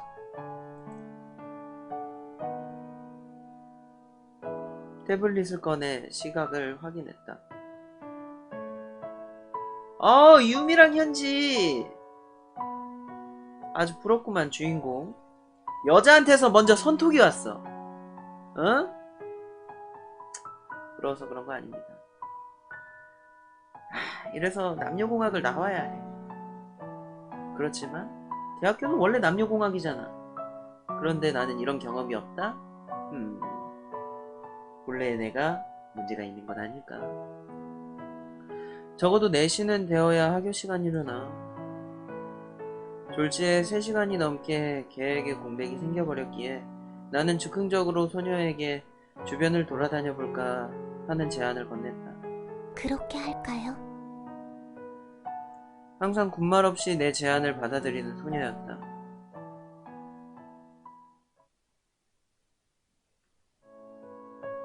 무작정 길을 걷다 보면 어딘가에 필연적으로 도착하기 마련이다. 집으로 돌아가는 길을 찾아 외딴 산속을 헤매던 헨젤과 그레텔이 그랬듯 말이다. 그렇다. 어쨌거나 최후의 발걸음이 닿는 곳은 달콤한 향이 풍겨져 오는 곳이라는 뜻이다. 나는 목적지 없이 아무렇게나 내딛었던 발걸음을 한 디저트 카페 앞에 멈춰 세웠다. 디저트 좋지. 여기 잠깐 들러서 시간이나 때우다 가는 건 어때? 디저트 카페인가요? 소녀는 고개를 들어 체스트넛이라고 쓰여있던 간판을 올려다 보았다. 왠지 달콤함이 묻어있는 것 같은 네이밍이었다. 잠시 생각에 잠기더니 소녀는 이내 나를 향해 말했다. 어울리지 않는 장소긴 하지만 사람만 없다면 나쁘진 않을 것 같아요. 어울리지 않는다는 건 나를 이야기하는 걸까? 소녀 자신을 이야기하는 걸까? 나는 반투명에 가까운 유리벽을 통해 카페 내부를 들여다보았다. 마치 과자집 안을 몰래 훔쳐보는 헨젤과 그레텔처럼 말이다. 손님은 별로 없는 것 같아. 애초에 평일 낮에 디저트 카페이니 학교 시간이 다 될 때까지는 사람도 없을 것이다. 카페에 손님이 들어오기 시작하면 그때 맞춰 학교로 향하면 되겠지. 그럼 들어가요. 문을 열자 차인벨 소리가 들렸다. 달콤한 향기가 코끝을 간지리고 나이를 감흥하기 어렵게 만든 복장과 함께 금발의 점원이 나를 맞이한다. 네? 금발? 어서 오세요. 그래도 한국인이구만. 그냥 염색한 친구인가봐. 소녀는 그런 환대가 자신을 향한 것이 아니라는 걸 누구보다 잘 알고 있는 듯 저만의 눈길을 피했다. 몇 명이신가요? 한 명이야? 두 명 같은 한 명이라는 바로 지금 같은 상황을 두고 말하는 거였나 싶다. 한 명 맞으신가요? 일행도 없이 혼자서 디저트 카페에 오는 것은 아무래도 드문 일이었는지 점원은 마치 내 옆에 서 있던 소녀의 존재를 인정해 주기라도 하는 것처럼 내게 재차 질문을 건넸다. 네. 라고 고개를 끄덕이고선 나는 자리를 안내주려는 점원의 말보다 한 발 앞서 인적 드문 구석자리를 선점했다. 다른 손님이 거의 없는 카페는 꽤나 조용했다. 항상 유미와 왔었던 시끌벅적한 디저트 카페와는 확실히 다른 분위기였다. 카페의 미묘한 고요함이 전혀 어울리지 않을 것 같던 소녀와도 묘하게 어우러지는 것 같았습니다. 아무래도 소녀가 말한 디저트 카페와 어울리지 않는 쪽은 나였던 모양이었다. 곧바로 점원이 내게 메뉴판을 건넸다. 메뉴판을 받아들고는 소녀에게 눈길을 건네자 나의 맞은편에 앉아있던 소녀가 스르르 나의 옆에 붙었다. 이거 뭐 유사 데이트구만. 나는 소녀에게 네가 골라보고 오라는 무언의 신호를 보냈다. 이거 그리고 요거요. 두 개나 먹으려고? 아이고, 먹으라 먹어. 소녀가 맨 처음으로 고른 것은 몽블랑, 그리고 두 번째로 고른 것은 쇼트케이크였다. 분명 하나만 고르려다 예쁘장한 모양의 쇼트케이크가 건네는 유혹에 결국 넘어간 것이 버린 것이라. 점원에게 소녀가 고른 것에 더해 소프트 드링크 2잔을 주문하고는 고개를 돌려 옆을 바라보았다. 소녀는 맞은편 자리로 돌아가지 않고 나의 옆에 가만히 앉아있었다. 점원이 주문을 받아들고 다른 쪽으로 향하자 그제서야 조그마한 목소리로 말을 꺼냈다. 몽블랑 말이야, 먹어본 기억 있어? 아니요, 그런 기억은 없지만 이름이 예뻐서 골라봤어요. 몽블랑? 하긴 보고 싶은 영화를 고를 때도 읽고 싶은 책을 고를 때도 늘 그런 이유에서이기는 하지.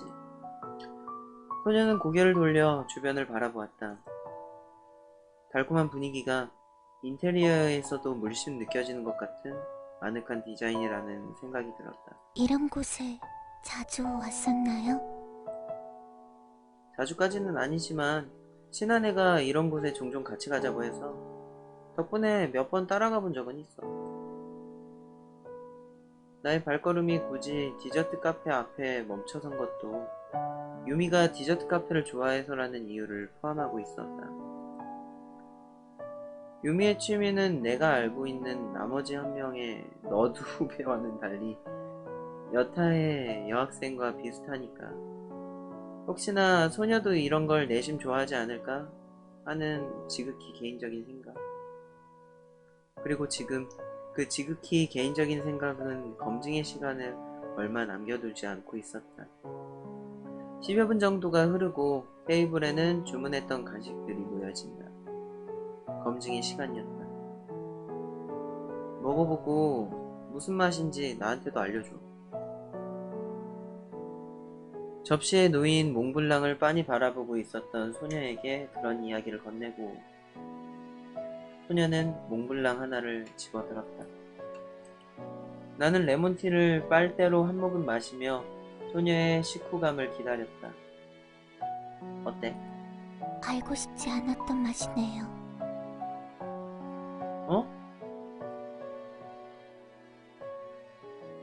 몽블랑을 한 입 베어문 소녀로부터 마치 반어법은 아닐까? 하는 생각이 절로 들만한 감상이 들려왔다.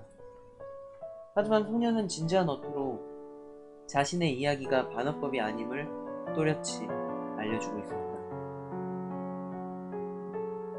소녀는 자신의 감상을 진심으로 이야기한 것이고 소녀답다고 할 수 있는 표현으로 말이다. 왠지 모르게 제가 살아있다고 착각하게끔 하는 맛이에요. 여태껏 내가 만들어줬던 음식은 죽어있다고 확신하게끔만 하는 맛이었겠구만. 아니요. 그런 의미는 아니요. 아, 표정 봐. 실제 이런 표정이 일상생활에서는 어떤 모습의 표정일까? 이거 만화로 이렇게 그렸으니까 이런 모습이겠지만 참 이렇게 과장된 표현이 감정 전달은 확실히 좀 잘 되는 것 같아. 신기하다. 당혹스러운 기색을 보이는 소녀. 평소에 보기 힘들었던 소녀의 당황하는 모습에 나는 가벼운 웃음을 터뜨렸다. 누군가가 그런 내 모습을 보았다면 나는 분명 혼자서 갑자기 웃어대는 이상한 사람이라 여겼겠지. 소녀도 자신의 반응이 조금은 우습게 느꼈던 건지 나를 따라 쿡쿡대며 웃음을 지었다.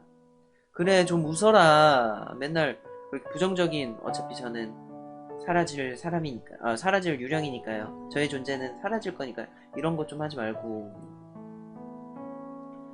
몽블랑의 단내가 덮인 소녀의 웃음소리는 덧없이 느껴질 정도로 달콤했다. 아니, 몽블랑이 도대체 뭔데? 몽블랑이 뭐지?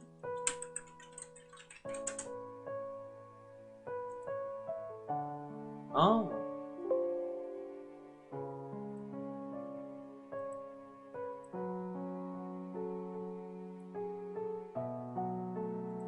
몽블랑이 이런 거라고 하네요.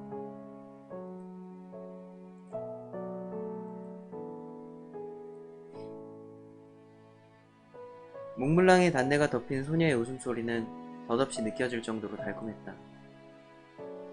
얼마 지나지 않아 간식이 담겨있던 접시가 바닥을 보였다. 더 먹고 싶은 게 있으면 저기서 골라보는 게 어때? 네? 아니요. 그럴 필요까진. 아주 귀엽구만. 왜? 먹고 죽은 귀신이 때깔도 곱다잖아. 지금 쓰는 게 맞는 말인지는 잘 모르겠지만 뭐 어쨌거나 나와 카운터 쪽을 번갈아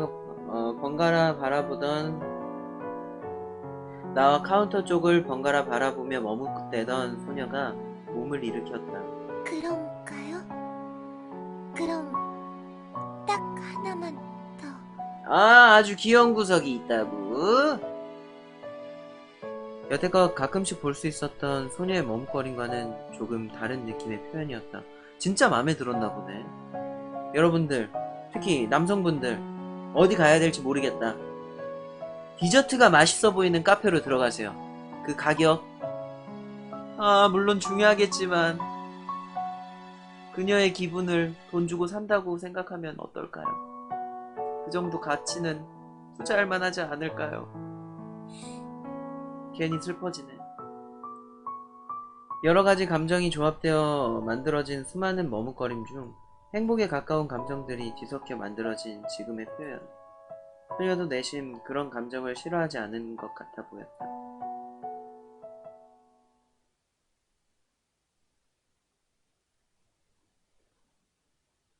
시간이 흘러 카페에 한 명씩 사람이 들어차기 시작하자 우리는 예정대로 자리에서 일어나 밖으로 향했다. 카페를 나서는 나의 등 뒤로 점원의 따가운 시선이 느껴졌다. 분명 소녀와 이야기를 나누는 나의 모습이 중얼중얼 혼잣말을 늘어놓는 이상한 사람처럼 보였던 거겠지. 네, 오늘은 여기까지 하도록 하겠습니다. 약간 씬이 약간 어떤 이야기의 흐름이 이 기점으로 바뀌는 것 같아서 여기서 끊고 가는 게 맞는 것 같아요. 내일 이어서 하도록 하겠습니다. 네, 저장을 하고 네, 더 씌워졌고